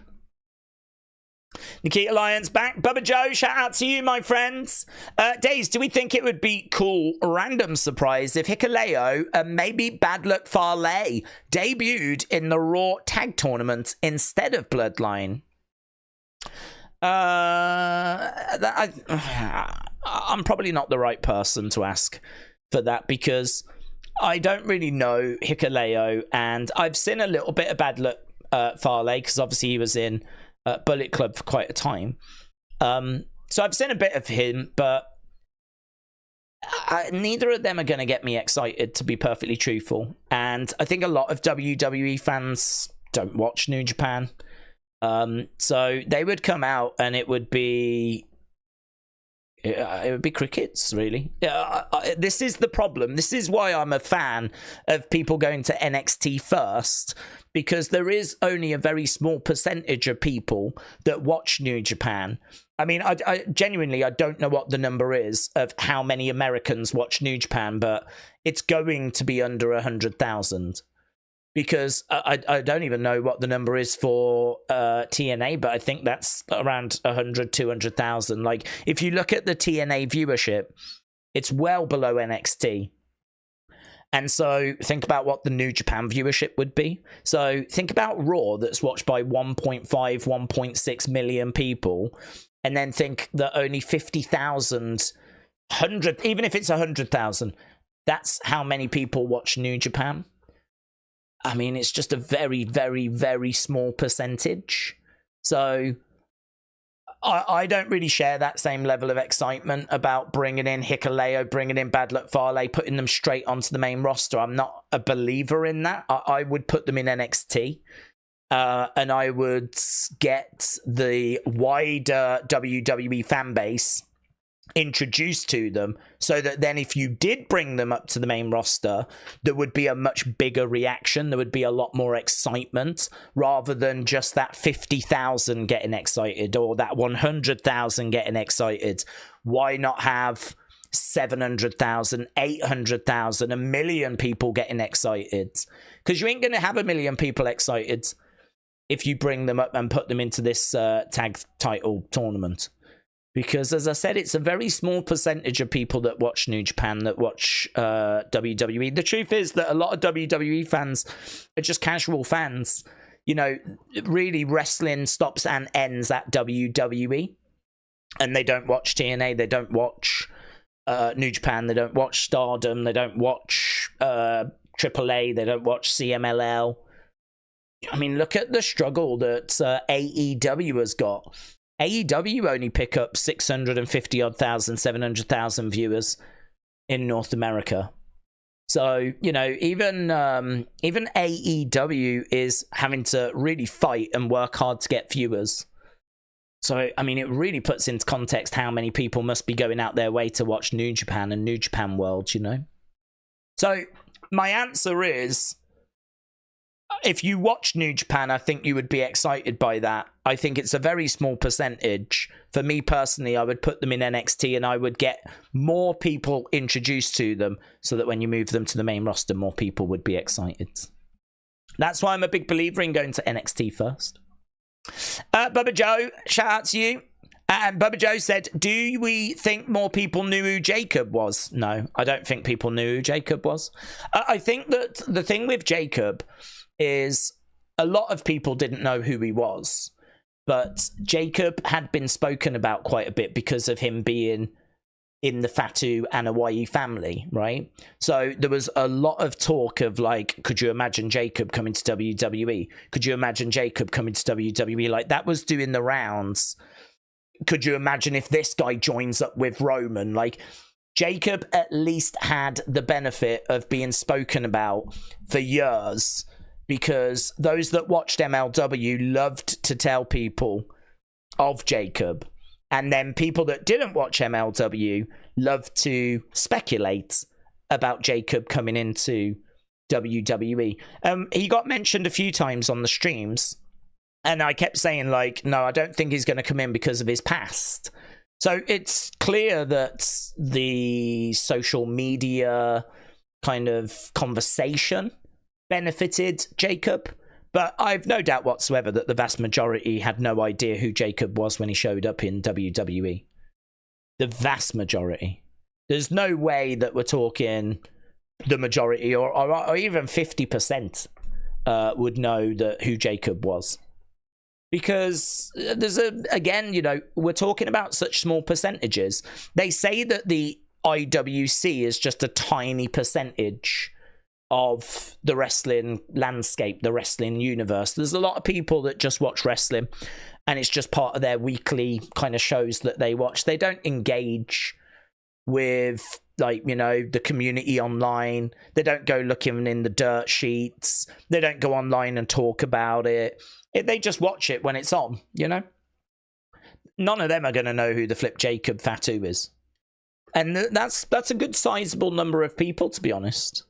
There's a lot of kids that love wrestling, but they love Randy and they love Cody. They ain't going out their way to find out who Jacob Fatu is.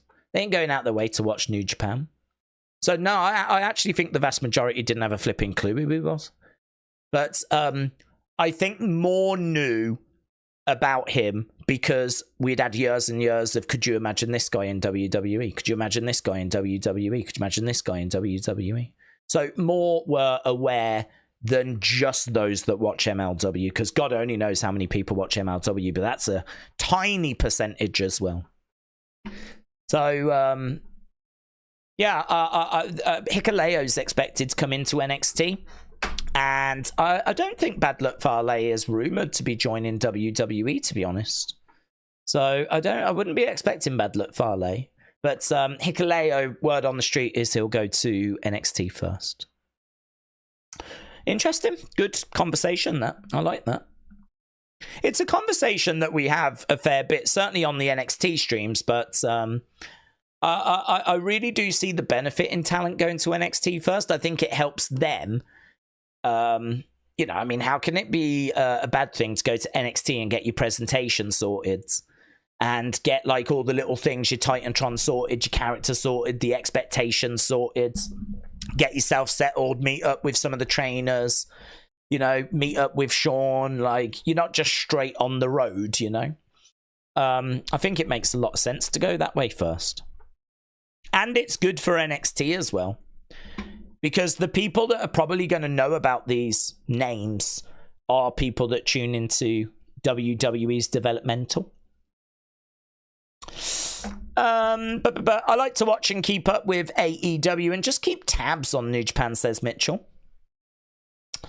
Kader said, I watch everything because I'm an effing mark. Okay, Lola has made her way into the ring. She's going to be taking on Nikita. So we're almost done with hour one. Lola, Nikita, coming up next. I realised how much larger the entranceway is, says Corey. Spartan said, have you got UFC 308 predictions? No, I don't do them till the week of the show, but... I don't do them till the week of the show because, well, it's still a hangover, I suppose, from the fact that so many matches changed during the pandemic, that I was actually doing things like a couple of weeks in advance, and then I would get to the shows and the match card will have changed like 4 or 5 matches. So all that research that I would have done would have been completely wasted. So I'm just in the habit now of...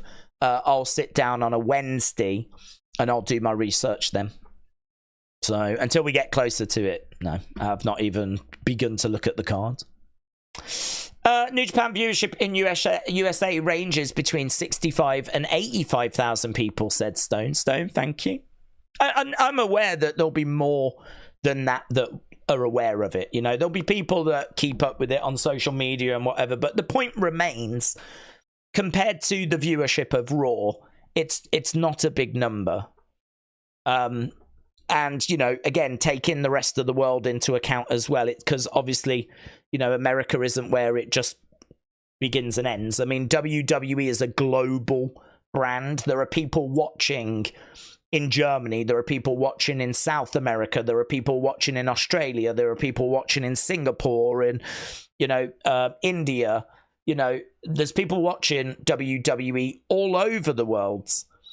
So we can talk about just America, but if you talk about WWE being a global brand and, you know, the world tunes into WWE, I think that hopefully kind of gets across the point that what percentage of the people that watch WWE globally are invested in what's happening in New Japan, what's happening in MLW. Do you know what I mean? Like, what the flip do people in India know about MLW? I can't imagine the viewership is very high.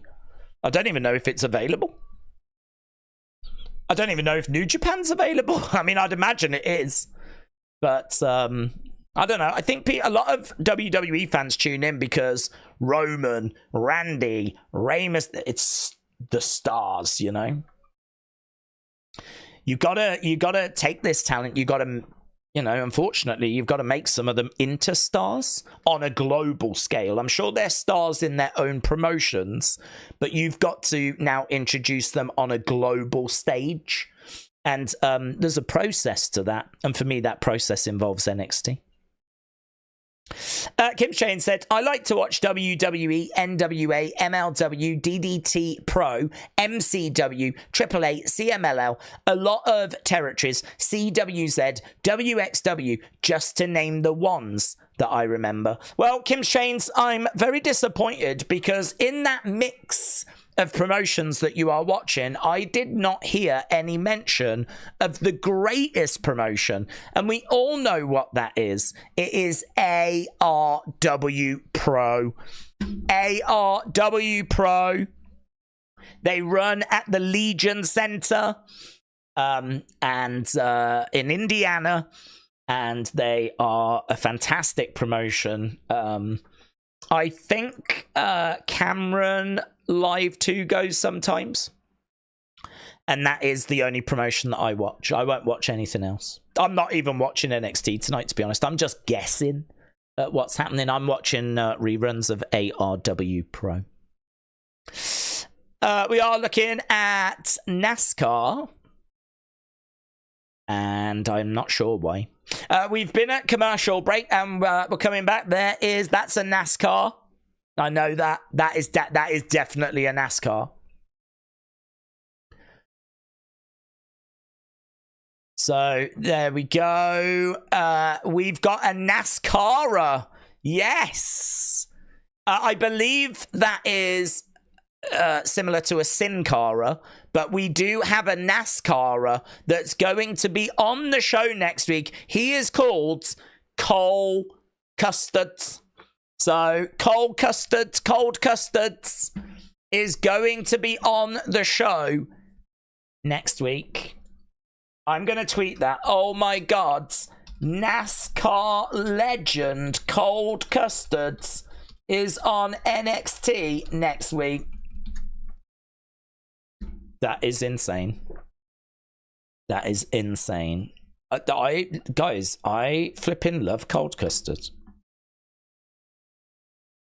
Here's Nikita.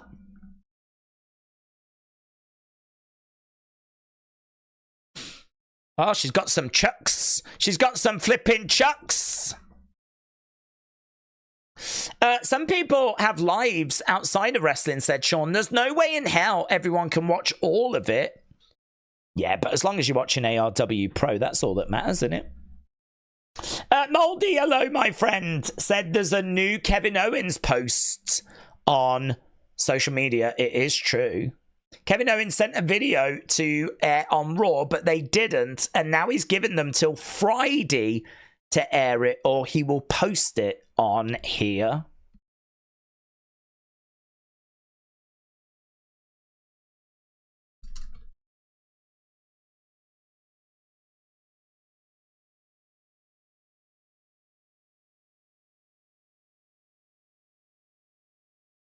Okay, we are underway with this next match. This is going to take us into hour 2.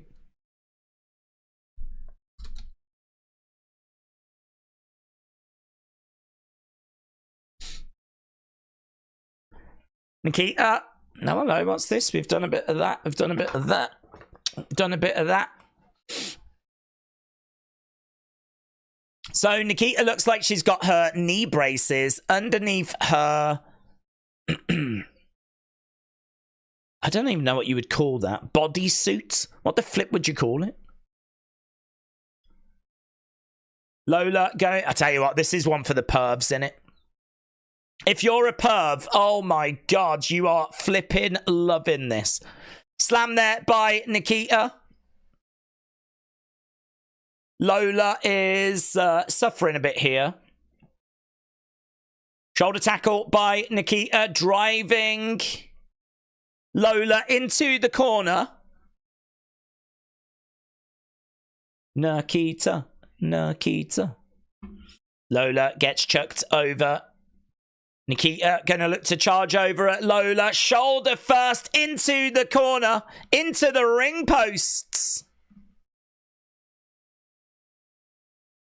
Lola jumping on the back of Nikita, and she's trying for a rear naked choke. It's kind of an interesting one, really, because I really don't think that either can lose this. Like, Lola can't really lose. Unless it's going to be one of those kind of shock results. But we've spent a bit of time building Lola up. Back in the corner goes Lola. And Nikita drives Lola back in the corner over there as well.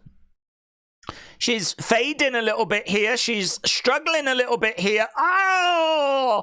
Lola gets planted. 1, 2. Kick out there by Lola. Good work by Nikita. Did you see the tweet I tagged you in? My wrestling thought. Women's wrestling is amazing, but isn't it time that we stopped calling them women's wrestlers and just called them pro wrestlers? I don't think I did see that thought, actually. When did you send me that? Is that recent? I don't think I did. And that's now making me question how I didn't. When did you send that?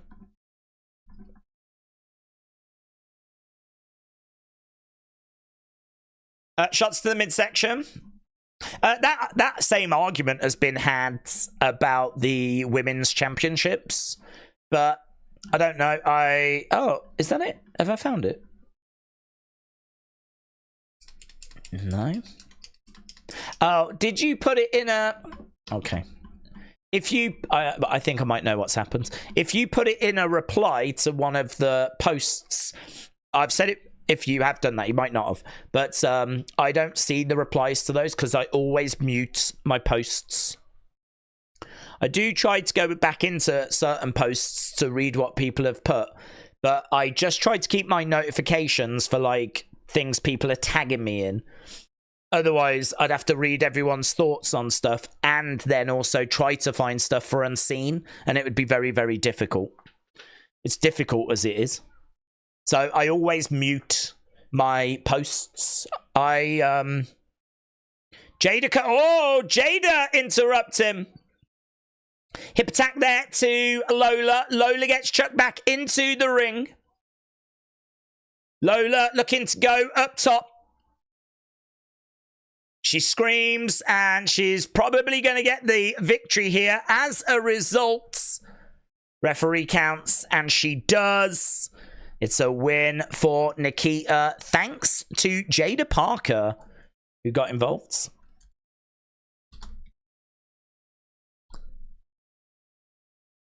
So Lola looking over at Jada. So hip attack there by Jada.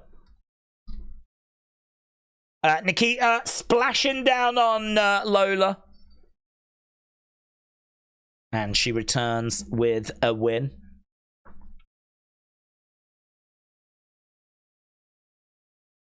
Jada is mocking Lola.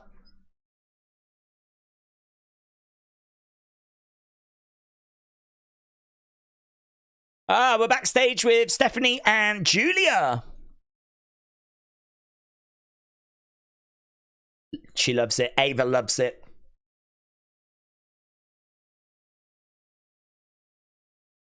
All they have to do is ask and they get what they want.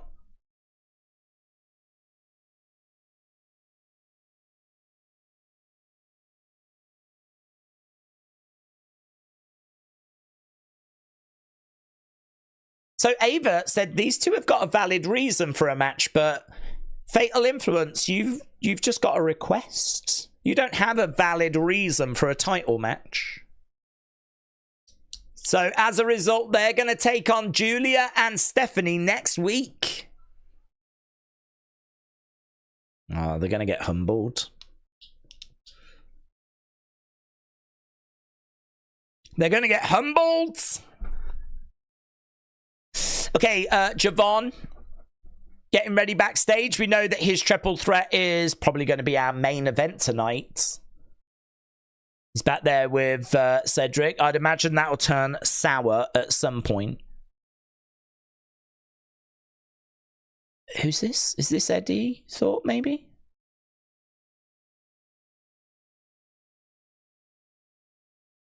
That's the entrance for Riley. Where did that boomer come from? There was some boomer. I thought this was like Fraxium. They had some new entrance music or something like this.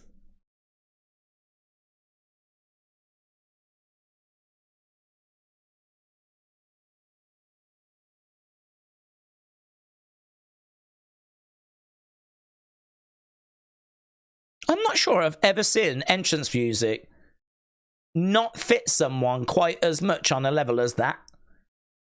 I mean, that is amazing. That is like heavy metal kind of music with like this tunnel, quickly move it, and then here's Riley Osborne. That doesn't make any sense whatsoever. I have no idea who signed that off, but they must have been drunk or on drugs or just on their last day, and they just didn't give a flip. I have no idea. That is mental. Right, we're at commercial break. Mitchell said 90% of WWE's entrance music sucks. I mean, I can't even really rate it as entrance music because, to be honest, I sort of feel like for the right superstar, it would probably fit and it would probably be fine. But in absolutely no way did I expect Riley Osborne to come walking out when I heard that music and saw this, like... It seems like if you had a heel Nathan Frazier, you would give him that. No way did I think someone from Chase U was going to be connected to that. I don't know about you, when I think of screaming metal music, I immediately think of Riley Osborne. Right, commercial break. We are into hour number 2. It's the Osborne connection. Oh, got you. Well, then he should come out to Black Sabbath then, shouldn't he? Finish with my woman, cause she couldn't help me with my mind. Yes. Can you help me? You should come out dressed like Ozzy.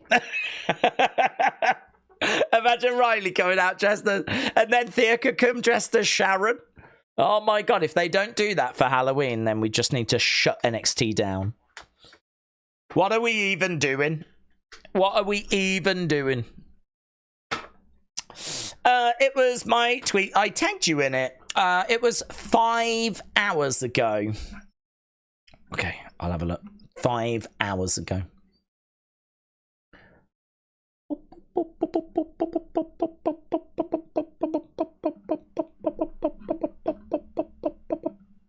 I'm looking right now. 5 hours. 5 hours. 5 hours. 5 hours. I do not have it. I'm going to show you. Here, look. That says 6 hours ago. 6.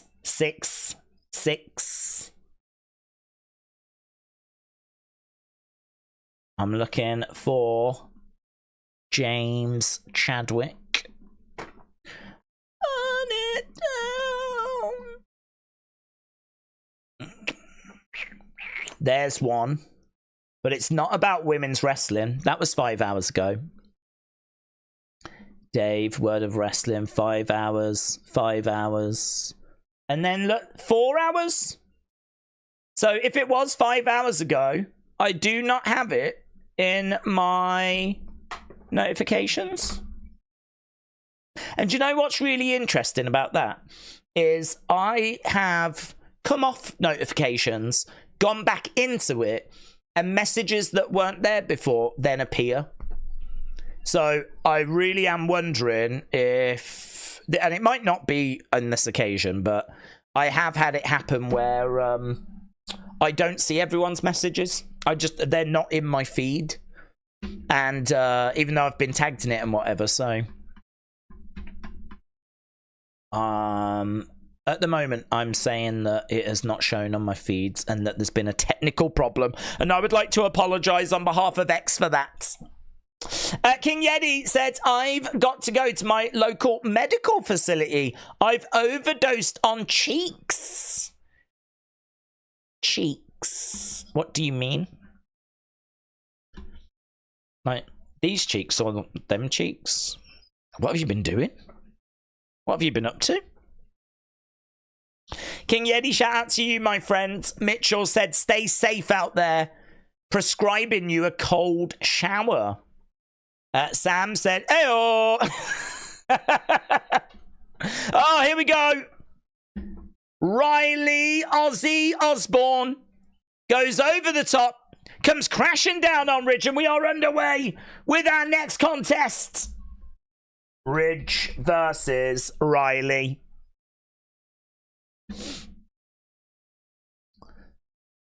Boom. Single leg drop kick there by Riley. And again, another drop kick. Ridge goes back to the corner. And boom, collides into Ridge. Grabs him, looking for a bulldog. No, lands on his feet. Kick to the midsection. Over against the ropes. Boom, comes crashing down. Lovely. Standing shooting star. It's all Riley at the moment. Who's going to win, Bilal or Shavkat? I don't know, my friends. I have not looked into it. I mean, my gut feeling would be I'd probably be leaning to Shavkat, but I'd want to have a look at the stats, and I'd want to have a look at the takedown numbers. I'd want to have a look at control time and submissions, takedowns achieved, and all that kind of stuff. But gut feeling, without doing any research, Shavkat was the one I was always looking at as being champ in that division. He was always the one I saw as being the problem. Matt said, you've often championed the idea of popular 80s TV chat show host Terry Wogan making his in-ring debut. That is true, actually. Why is this, and are you being too hopeful? I think I probably am, considering he is now dead. But I still believe in hologram technology, and I think what's really exciting for me is that Tony Khan has actually now got a hologram as a wrestler.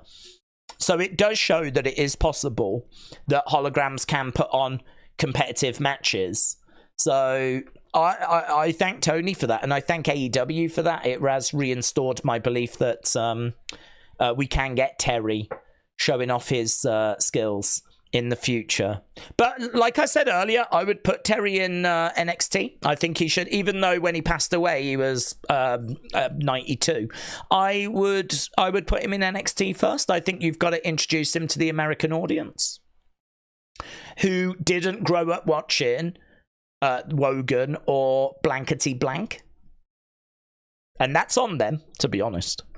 That's on them. But then I didn't grow up watching Carson, whoever that is. I've just heard his name. Apparently Americans love Carson.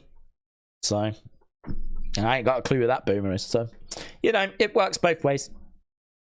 Riley is selling at the moment, and he was all wobbly all over the place. There's only Thea that's come out with Riley. Oof! Big suplex from the top there by Ridge. We've got a few boomers with their hands on their heads. We got people responding. I have no idea who Terry Wogan is. Porky Pig says exactly. And Sam said, I was born in 2006. Oh, big like razor's edge type move there by Ridge. Crowd are booing away. They are not pleased about what they're seeing so far. Ridge grabbing Riley. Knee to the midsection. He's trying to pick him up. He's going to drive him. Head first. Down he goes. And he does. 1, 2, 3. And it's a win for Ridge. It's a win for Ridge. Oh, now he's like, oh, guys, Thea gonna still be like on the edge of the ring, being useless. Do we think at some point Thea will actually do something useful? Stop it! She just screams, stop it. I mean, it ain't worked previous, and it ain't working now. Lie on the table? Do something, Thea! God! Why are you so useless? Reg! Stop it! Stop it, Reg! Reg! Thea, please! Thea, please do something! Crowd are chanting, you suck! No! Reg! Lie on the table!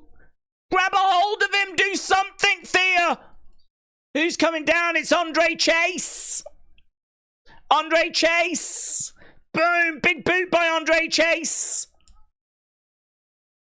Andre Chase has returned. Big clothesline. Ridge goes to the outside. Thea jumps in the ring. She grabs a hold of Andre Chase. Gives him a big hug as security guards come racing down. Thea points at Andre Chase. Well, at least she was able to do that.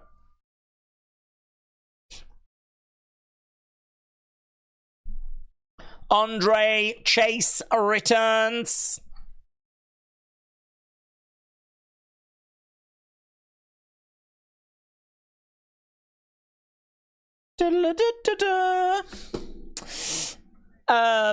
William Hensey, you have missed an all-time match. That was about 3-4 minutes ago, said Richards. Last week.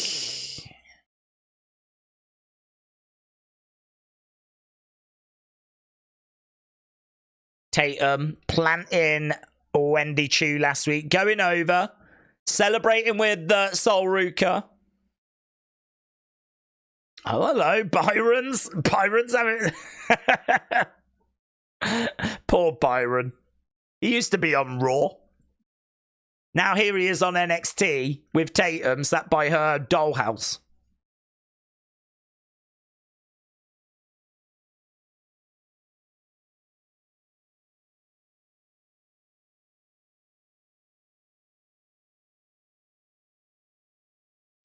She might have forgot. But I didn't. Hello, it's Jada. They've basically just saved him. Here, look, get up off the floor. I'm going to give you a proper interview. Look, Tatum frustrated. You interrupted my playtime.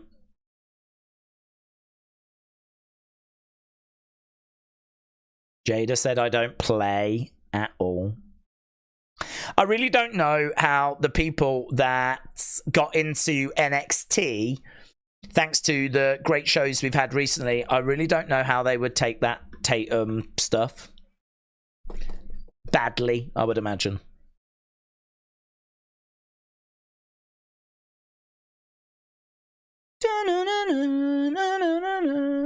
So, Andre Chase returns.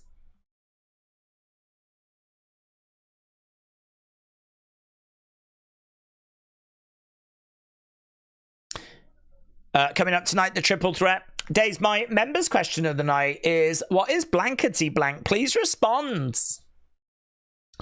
Blankety Blank's a really good show, actually. So, on Blankety Blank, it's a game show. And you have a question. So it's like Apple Blank. And then you've got 6 celebrities and they fill in the blank. So they might say apple pie. Someone else might say apple core. And they kind of put forward suggestions. And they, I don't know how many people they ask, but they ask a load of people, like, for the top answers. So it's a bit kind of Family Feud, you know, like how they ask people. And the contestant has to guess what is going to have been the most popular answer. And they can either come up with their own or go with what a celebrity says. And that's Blankety Blank. Blankety Blank, Blankety Blank, boom, boom, Blankety Blank, Blankety Blank. That's the theme. It was on TV the other day, actually. But it is similar to, like, Family Feud. Same kind of concept. Have you ever brushed your beard with a toothbrush like Ashanti? I've never brushed my beard. Jadam said Blankety Blank match game. Super match game, super match game, super match game. Super match game? Do you call it match game in America? Super match game, super match game. It's match game meets feud. I've never heard of match game. I don't know what match game is. We don't have match game. We have Blankety Blank. Blankety Blank, Blankety Blank, boom, boom, Blankety Blank, Blankety blank, bum bum, super match game, super match game, super match game, super match game. Very good. Good family fun. The one time I genuinely put a wrestling thought on Twitter and you can't see it. I know. Perhaps like there's some weird thing where if you're not swearing in the post, it doesn't show. I could believe that. I could believe that because that's probably X thinking that you've been hacked. So if there's not like loads of swearing or anything in there, then I could believe that X is like, no, that's not the James we know. We've got to block this. He's been hacked. So yeah, bear that in mind. Make sure you put in swear words in next time. It's very weird to tell James that he needs to swear more. That's not something I expected. Days in the US, we call it match game. You stole it from us, did we? Because I gotta tell you, Blankety Blank's been on TV for decades. I'm gonna look at match game. When did match game start? Match game started in 1962.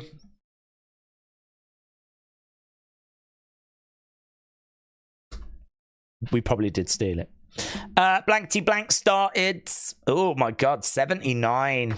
Well, it's hard to say, isn't it, who came up with it first. You had it in 1962 and we started airing it in 1979. So, we'll just say that it was, we came up with it at the same time. I'm just looking at the Wikipedia here. It said it's a British game show which first aired in 1979. The show is based on some match game where people try to fill in answers. Yeah, I don't know. It's lots of text. I can't quite make it all out.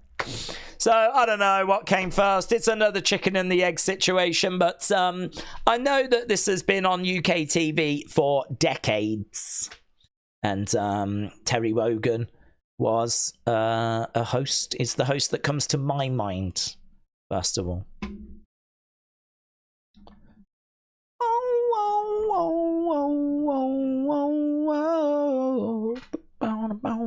It was on up until 2002, quite regular, and then it went away for like 20 years, and then there's been 3 seasons, 2021, 2022, 2023, so it's back, baby.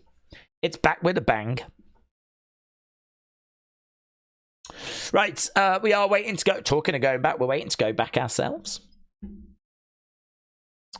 Lola should ask for a rematch with Nikita at Halloween Havoc. And have it be a Hershey's chocolate match with pools of Hershey's chocolates and mounds of Hershey's kisses, said Richard. Richard, I think you're a pervert. I feel like that's something the pervert would request. But I mean it in a loving way. Like, you're not alone. There's a lot of perverts here, so you're definitely in the right place. But I am getting pervert vibes. James said, women's wrestling is amazing. This is breaking news. But isn't it time that we stop calling women's wrestlers and just call them pro wrestlers? Just a thought. Just a thought. It was a thought that I never saw. It was a thought I never saw. It was the thought I never got to enjoy earlier today. And I can even see that 5 hours ago you tagged me in it. I can see that. I've liked it now. Right, here we go. We are underway. Brooks against Ashanti. Brooks against Ashanti. Let's end the poll so that we don't get too confused.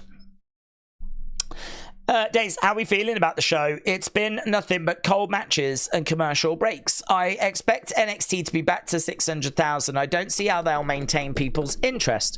Well, this is a lot more in line with what I expect from an NXT show. And yeah, I mean, look, we've said there is an anchor around their necks. And that anchor is talent that is not over yet, talent that's still learning. And we've showcased quite a bit of it tonight. I mean, I think Stephanie against Wren was fine, was pretty fun. Lexis RO had some moments. Nikita against Lola, I wasn't interested. Ridge Riley had a bit of energy to it. I mean, I think with NXT, you're watching superstars and you're seeing how they're developing, and you've kind of got to be into that concept, haven't you? You've got to accept this is not Raw. This is not SmackDown. And the shows that we've had the past 2 weeks were never going to be... We were never going to match that. So, yeah, I mean, look, for me, this is just more in line with where I expect NXT to be on a weekly basis. And I really feel a big part of the entertainment of NXT is getting in at the entry level of the stars that you know are going to be going on to the main roster. So, you know, we're watching Brooks trying to figure it out. We're watching Ashanti trying to figure it out. We're watching them trying to figure out what's going to make them superstars that's going to resonate with people. And there is entertainment value in that. But that's not the kind of way that you would get entertained on Raw or SmackDown. Are we talking about Carmen? Daze, have you ever thought if a superstar just brought a gun or a car to a no-holds-barred match, they would win in seconds? Well, they can't murder, because even though like the rules would allow them to do anything because of no DQ, if you, I think laws would then also kick in. If you murdered your opponent, I'm fairly confident that the police would have questions. Although saying that, the police didn't seem to have many questions when Randy burnt the Fiend alive. The police seem to be okay with that. But then it's hard to know if the police have jurisdiction over the Fiend. So that kind of complicated matters, didn't it? Brooks going against that middle rope as Carmen has come down. I think Carmen has put all the petals of that rose into a little bag. She kind of kicks out at Sean. She is smitten. I know women. She empties the petals out on the edge of the ring. And what is she trying to communicate here? Ashanti is coming over. She's backing away. Here's Brooks. Ashanti throws in a shot. Because, like, if you get a message like that, you stop everything. Ashanti goes up, comes crashing down onto Brooks. Carmen looking over as Ashanti's leaving the ring. Oh, okay. I thought he was going to go over to her, but he's going up top. Brooks goes against the ropes. He's going to look to DDT, draping DDT there by Brooks. Ashanti down. 1, 2, 3. There we go. It's a win. It's a victory for Brooks Jensen. Let's get people's thoughts. Daze, they were in a woods. Maybe a game warden, question mark.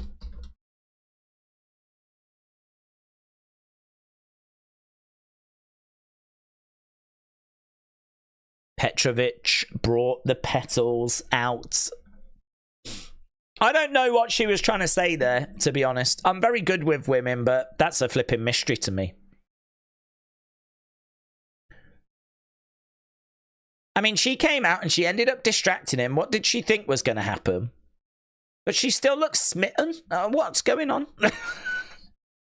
He's looking back and he's not even angry. What was that even about? Javon Evans. I don't think it's his time. I think it's going to be Wes. So Wes making his way down to the ring. I feel like the main event should bang, said Mitchell. Any wildlife would be great to use in a no-holds-barred match, especially a lion or a hippo. I feel like you're still going to get done, aren't you? I feel like you're probably... It's not the animal that's going to... Well, the animal will probably get put down, but I'm fairly confident you would get done in the process for allowing the attack to happen, you know? You probably wouldn't get done for murder, but I'm thinking manslaughter. Like, laws are a thing, you know? We've got Naomi dancing away. She is loving the fact that she's enjoying. This is what I'm watching right now. A bit of Naomi dancing as she enjoys some banoffee pie.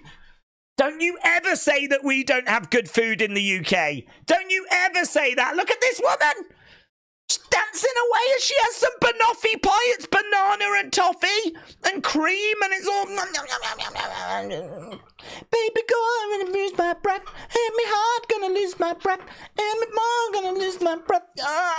We're doing the banoffee dance. Yeah.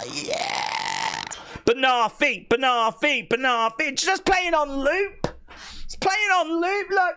Banoffee time. Baby boy, make me lose my breath. Even Natty said, catch, we love our banoffee.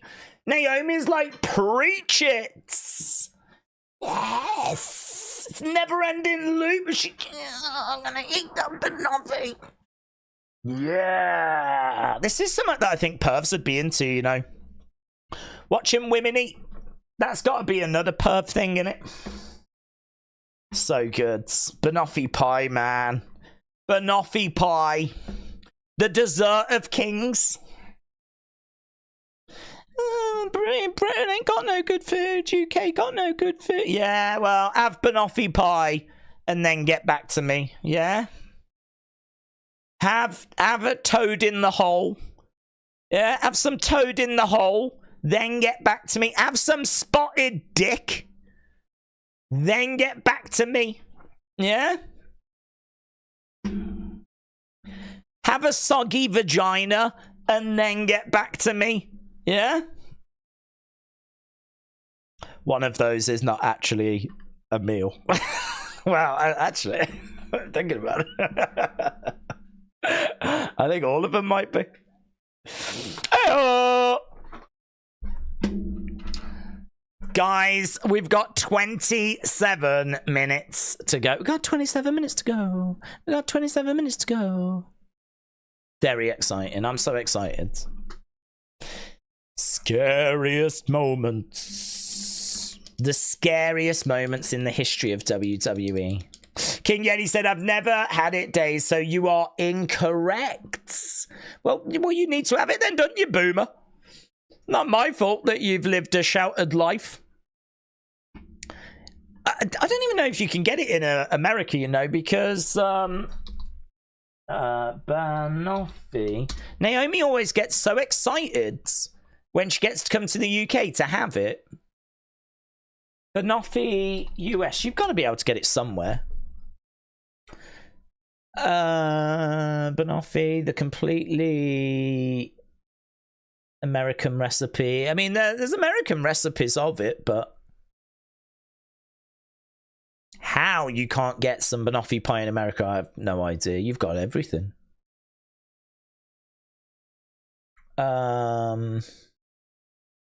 Where can you get...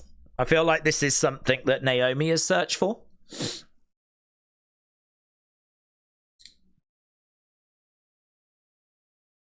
You can you can get a banoffee pie subscription box. They'll send you banoffee pie in the post. Oh my god, we need to tell Naomi. We need to tell Naomi. Right, we've got Lexis. He is going into the car park. There's the Riz.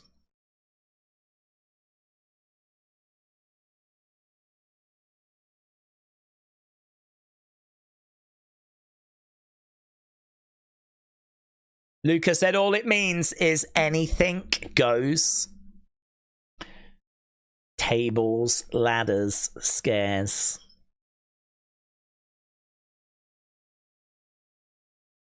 Get it done, Luca. Gonna be in action next week. Let's go. Do we really need to explain soggy vagina, said Corey? No. Guys, if you really want to know what that is, just Google it. Come on. It's a very traditional English dish. We all have it. And if you want to know what it looks like, then just put it into Google.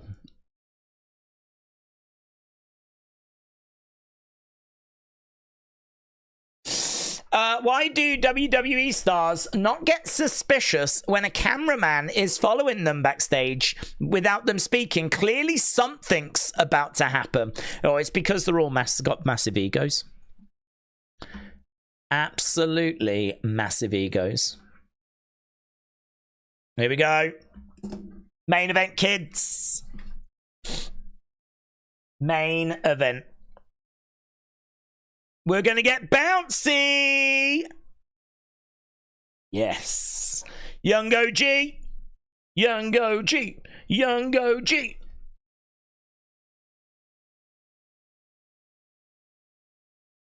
Time to get bouncy.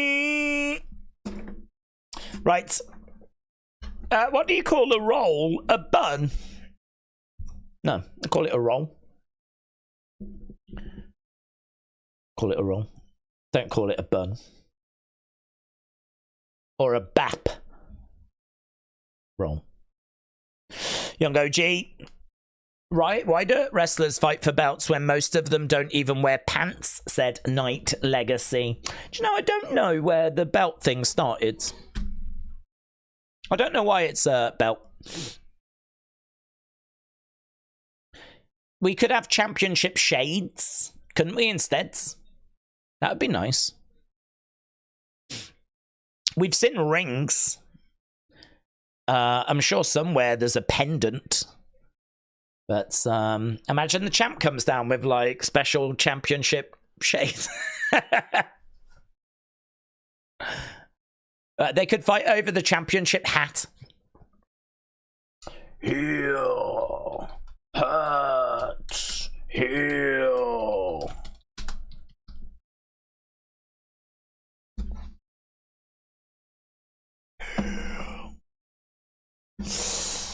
The weirdest food will always be Stargazy pie. Oh, I don't know Stargazy pie.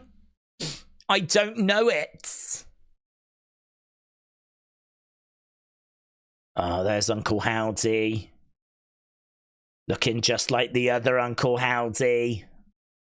Dun, dun, dun, dun, dun, dun, dun, dun. Let's go.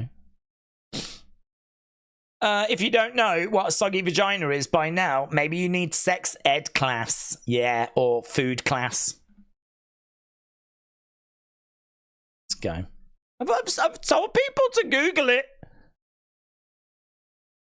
Also, if you really don't get curious, look up 2 Girls, 1 Cup. It's really sad that those girls only had 1 cup to fight over. It's true. They had to share that cup.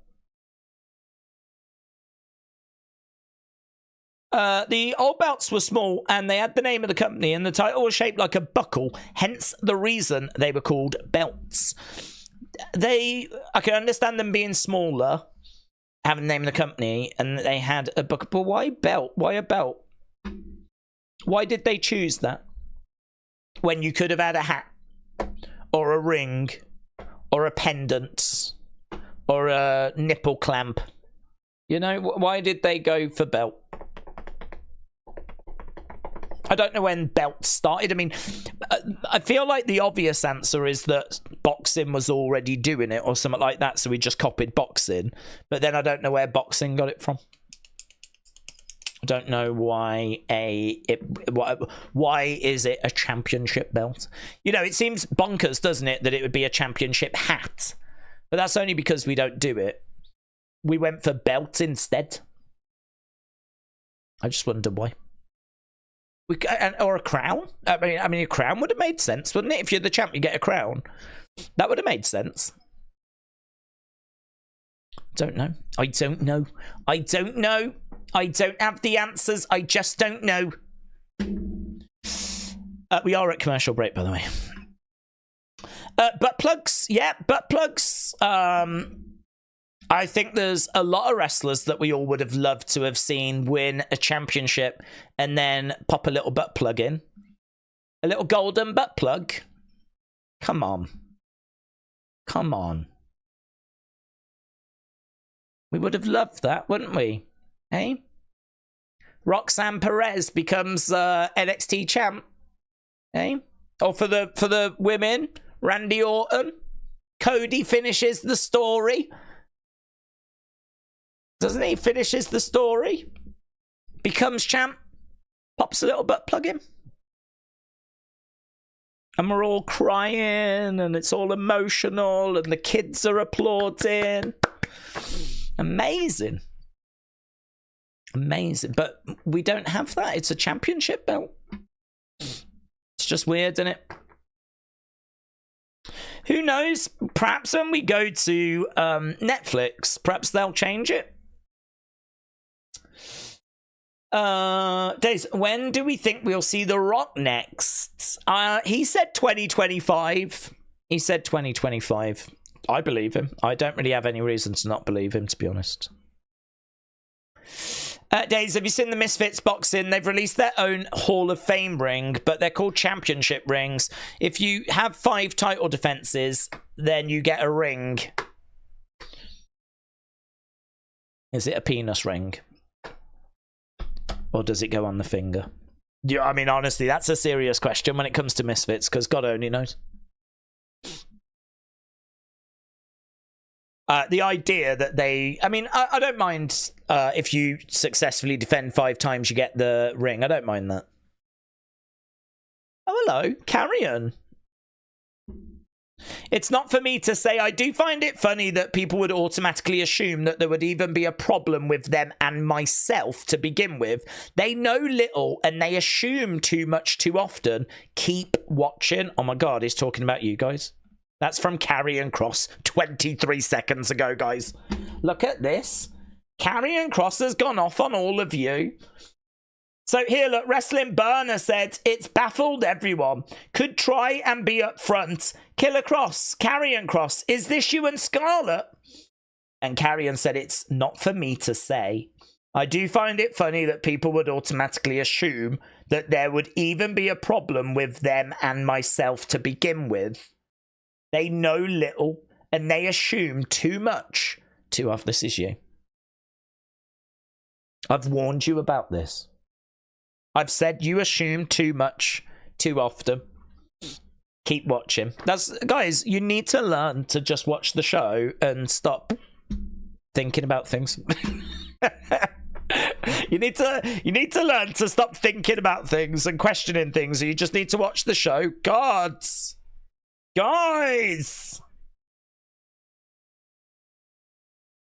Right. Here's Carmen Live 2 Days. The next 8, guys, this is a big announcement. The next ARW Pro show I might attend after the one I'm attended on Saturday is on October 26th. Well, hopefully there'll be a lot of the community there with you because we was really bigging up, massively bigging up ARW Pro, which I know that you'll be really pleased to hear. So shout out to you, Carmen Live 2, and also to Carmen Live 1, who we just never get to see, to be honest. And that is a bit suspicious. A lot of people have asked what happened to Carmen Live 1, and we just don't know, to be honest. We just don't know.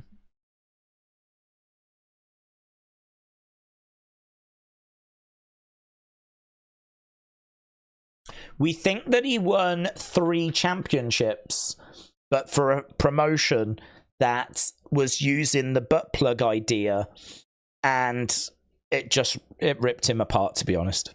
We think that's what happened to Carmen Live 1. Because it is true, isn't it? You know, think about when Kenny Omega was the belt collector and he was getting belts from like New Japan, AAA, you know, AEW and all this. Like, if they weren't belts, but they were actually butt plugs, what's a man to do? Didn't think about that, did you? We just thought it was going to be one belt at a time, one butt plug at a time, but maybe it wouldn't be. Maybe it wouldn't be. And I've always suspected that's what happened to Carmen Live 1. But I can't prove anything. If you are joining us for NXT, welcome. Hello. You're in the right place. We're just getting settled into the main event right now. 15 minutes to go. Right. Javon going over to the corner. Boom. Is that like a blockbuster? 1, 2. Wes comes crashing down. James, shout out to you. Daze, what about a championship flashlight? That would be nice. Turn the lights off and the champ comes out with the flashlight. That'd be pretty cool. Championship lantern. Shot there by Wes. Carlos crying for Kenny Omega. Yeah, and so you should. I think what a lot of people don't know is that AEW did actually introduce the butt plug rule. And I think you will have noticed that we've just not seen Kenny as much as when he was the belt collector. And, you know, he's blamed it on a few things, Vertigo or whatever, but it's actually his anus. It's in a terrible state. Big shot there by Javon. And another big shot as Wes wobbles around. Shot to the midsection. Kick to the midsection there by Wes. And Ethan is loving watching this play out. Oh! Boom. Kick to Ethan. Ethan gets kicked again. He goes to the outside. And he's down on his knees. On the outside of the ring.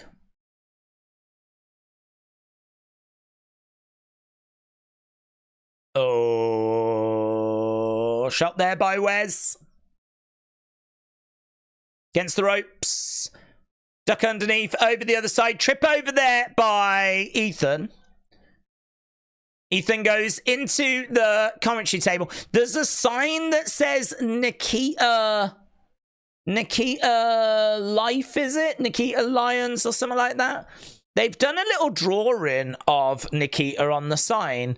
And it looks horrific. Yeah, actually, it's just a bit of a wolf, actually. Oh, wow! Jeez! Jesus! Did you see the speed of that? Whoa, the young OG! The young OG! He just got fired out of a flipping cannon by the looks of it. Whew, mate, I was looking at the rubbish poster in the background. All of a sudden, the young OG just trying to knock the wall down. Jesus. Where's that from? Is that Botchamania? Oh, my God. Even in the heat of the moment, I'm making wrestling-related references.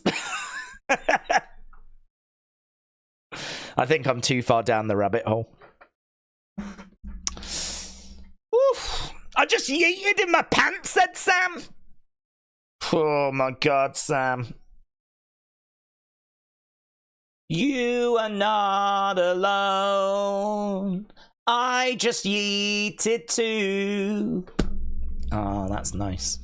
Daze, imagine having a flashlight and when you turn it off, it says, "May you rest in peace." What, like, in life? Like, we all have a flashlight, and if you turn someone's off, they're dead. That sort of a thing. That's awful. I don't want to think about that. That actually makes me really sad. James, you would have to follow someone down every alley and then turn it off when they get scared. So hang on, if you turn off their flashlight, they would die. There's probably a movie in that. Isn't there? There's probably a movie in that. James, you might have just come across like $1 billion idea. It might be the new Marvel.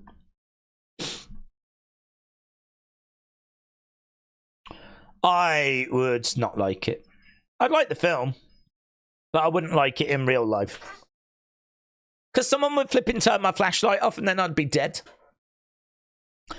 Although, I tell you what, going around sneaking up to people at parties and turning their flashlights off would be pretty fun. But no one would get anything done. We'd all be recluses. I'm a recluse anyway. I don't think my life would change, to be honest. Thinking about it, I think my life would be exactly the same. Oh my God, what if someone cheated on you or someone you was in a relationship? You'd so turn their flashlight off. It'd be so much easier to bump someone off, wouldn't it?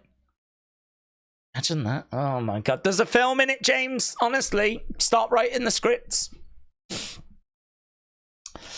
Days, the ARW Pro event I attended at the American Legion Post 100 Lake Station in a guy. What? Isaac Slate used Joe Hendry's music when the song said I Believe. Instead of Joe Hendry, it said Isaac Slate. Well, we have to report him then, because that's copyright infringement. So I'm afraid, is he your favourite wrestler? I'm afraid he's going to prison. I'm afraid he's broke the law, because that's Joe Hendry's and he shouldn't be doing that. So you might regret mentioning that on the stream, because now you've just got your favourite wrestler arrested. How'd you feel about that? I haven't decided if I'm going to tell the police or not yet. I'm thinking about it. But that's a bit fishy, said Tom. It's very fishy. Are we sure it wasn't Joe Hendry and he wasn't just an ARW pro? I could see him doing that. Someone's got to wrestle there. Imagine being followed by a dark alley by James. You could stop there, Nick, to be honest. Imagine that. You would know he was there because of the swearing. Oh, yeah. Definitely. And it would just be getting a bit louder and louder. I'd start running. Big shot there by Javon. William said, yeah, it's definitely prison. It's definitely prison. Yeah. It's prison for, what was his name again? Isaac Slate. And that's, you know, that's what he deserves. He's stolen. Boom. Javon getting slammed onto Wes. That could be a whole horror movie in itself, says Tom. It could, couldn't it? Have like a really trendy soundtrack. It could be something a little bit like It Follows. It's got that sort of vibe to it in my mind. Good film if you've not seen It Follows. You would hear my fat ass walking behind, said James. Does that swear as well, does it? Shots coming in there by Ethan. If James chased me, I would show him a Liv Morgan promo and he would fall asleep. And whilst he was sleeping, I would escape, says Brony. It's a good idea. 1, 2. Oh. So Wesley able to break this up.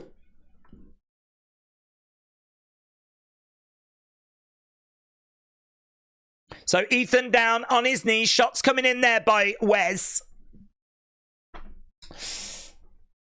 Daze, have you seen the movie The Terrifier? I have not seen the movie The Terrifier, no. Daze, my phone keeps saying that you liked a tweet and it's annoying. Oh, that is annoying because it's a lie. I don't like any of your tweets. I don't like any of your messages. Shot there by Wes. Boom! Lovely shot by Javon, but he gets super kicked. Ethan against the ropes. Oh, Javon! Wow. Gets planted.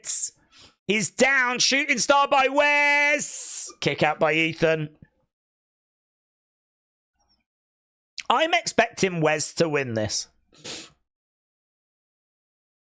I'd like it to be the young OG, but I think the young OG is going to go into a feud. NXT. NXT. Let's effing go, Javon, said K-Dub. Shot there by Javon. Big right hand. Shot coming back there by Wes. Oh, great shot. Crowd are on their feet for this one. It's definitely grabbed the attention of the NXT crowds. Oh, they all kick each other at the same time. They all go down.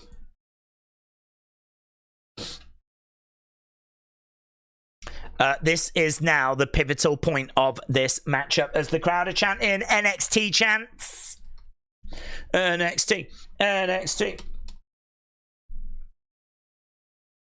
NXT, NXT. Albion said I hated that. Wow, said Janam. Wow.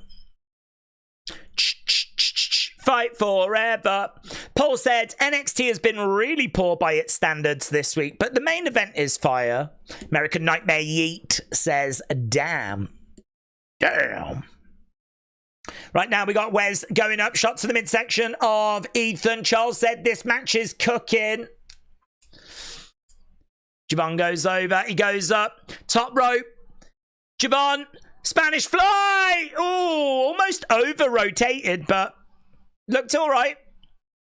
Javon against the ropes. Kick. Down goes Wes. Javon going for the cover. 1, 2.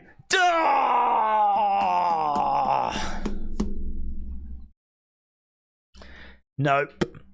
Nope. The young OG. This boy is bouncy. Not able to get the 3.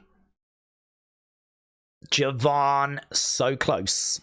The height that Javon gets amazes me every time. He almost overflipped, said Charles. We got NXT chance again. Javon pushed back into Wes. Wes goes in the corner. Kick there by Ethan. Ethan with Javon. He picks up Javon. Looking for like a razor's edge. No. Oh. Over goes Ethan. Double knees by Wes. Oh, look at it. Yes! Yes! Lands it. Go on, Javon. 2. Oh, what? What? How did Wes kick out of that? No! Shouldn't be kicking out of that. That was flipping monstrous. He just hit him with a cutter from hell. There's no way Wes should have kicked out of that. No way. Oh, my God. We're robbing the young OG. Shawn Michaels is robbing the young OG. Kick to the midsection. I can't even watch anymore. I can't even watch. I'm an AEW fan now. We're doing the young OG dirty. Oh, lands on his feet. Come on, Javon. Justice for Javon. Super kick. Ethan to the outsides. He grabs Wes. Drags him to the middle. Come on, Javon. Come on, young OG. Oh, lands it. He lands it. 1, 2. Oh, Ethan. No. No, I'm on my knees. You've robbed the young OG. You've robbed him. Oh, the young OG. Oh. I can't even hear what Ethan's saying, but I don't care. I don't care. I don't even want to hear it. It's gonna be lies. AEW, AEW, AEW, AEW. Fight forever is a rubbish wrestling game. I'm still on my knees, man. We're spinning the wheel. I don't even care. Devil's Playground match for anyone that's bothered. I'm not bothered. Do a flip. Rubbish. Anyone watch Wrestle Dream? Anyone watch Wrestle Dream? Wrestle Dream, man. So good.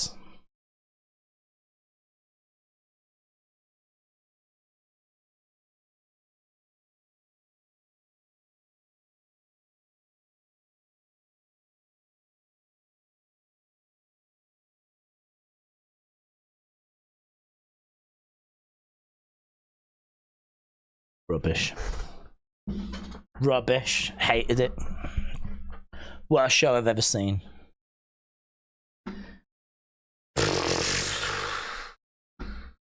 I didn't even think the young OG was going to win. I didn't even think he was going to win.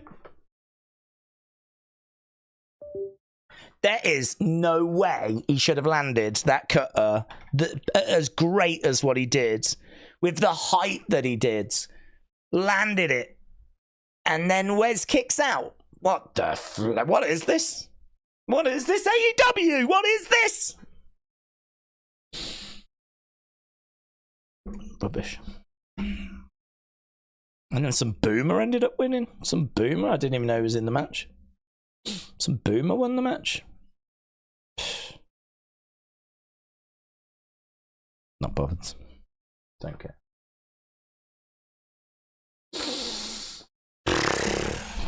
Not bothered.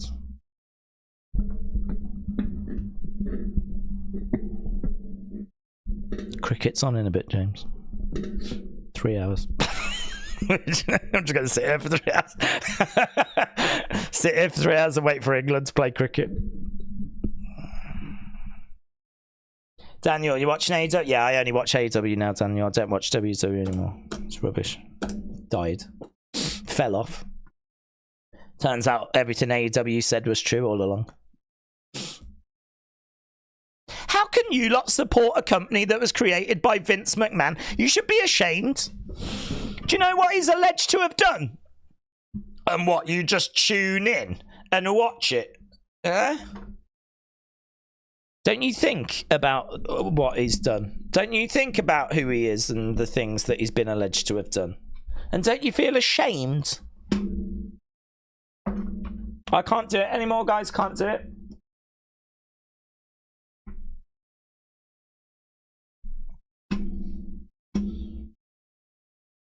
I think this is the end. I think the young OG hitting a picture perfect cutter from the top and then getting a flipping 2.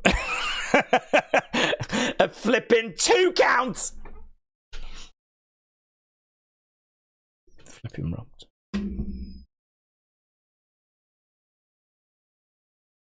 He's lost his mind. We are sick freaks, said Serious Gaming. We got Daze quitting before GTA 6 said Spa. I'm properly quitting as well. That's me done. I'm out. It broke me. I mean, I will be back on Friday, of course. We're definitely doing SmackDown, and we'll do NXT next week. But I'm definitely done for tonight. I will do an unseen. Other than that, though, I'm definitely done for tonight. 65%. Daze is retiring now. It is true. Is that what they call a dusty finish? It's what they call a... Oh, this is where I need James to take over. I need James to take over so that he can express how I'm feeling with his wonderfully poetic vocabulary.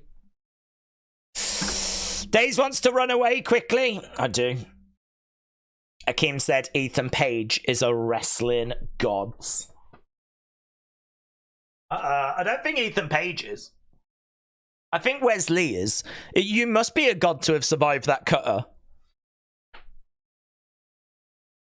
There is literally no way that, like, Javon could have hit that any better.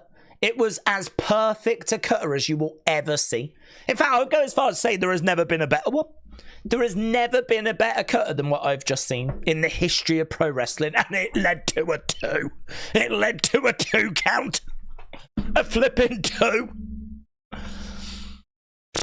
Jake the Snake used to win with a DDT. Shawn Michaels used to win with a super kick. Now you hit a cutter. The young OG got so high, he went to the roof, grabbed a hold of the fan, was spinning round on the fan, right? Going round the ceiling. We had to wait for 5 minutes for him to come down.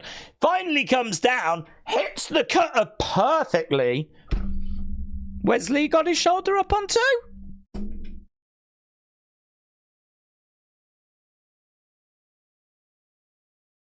What happened to the game I love, eh? What happened to the game I love? What happened to the game I love? I used to have dreams.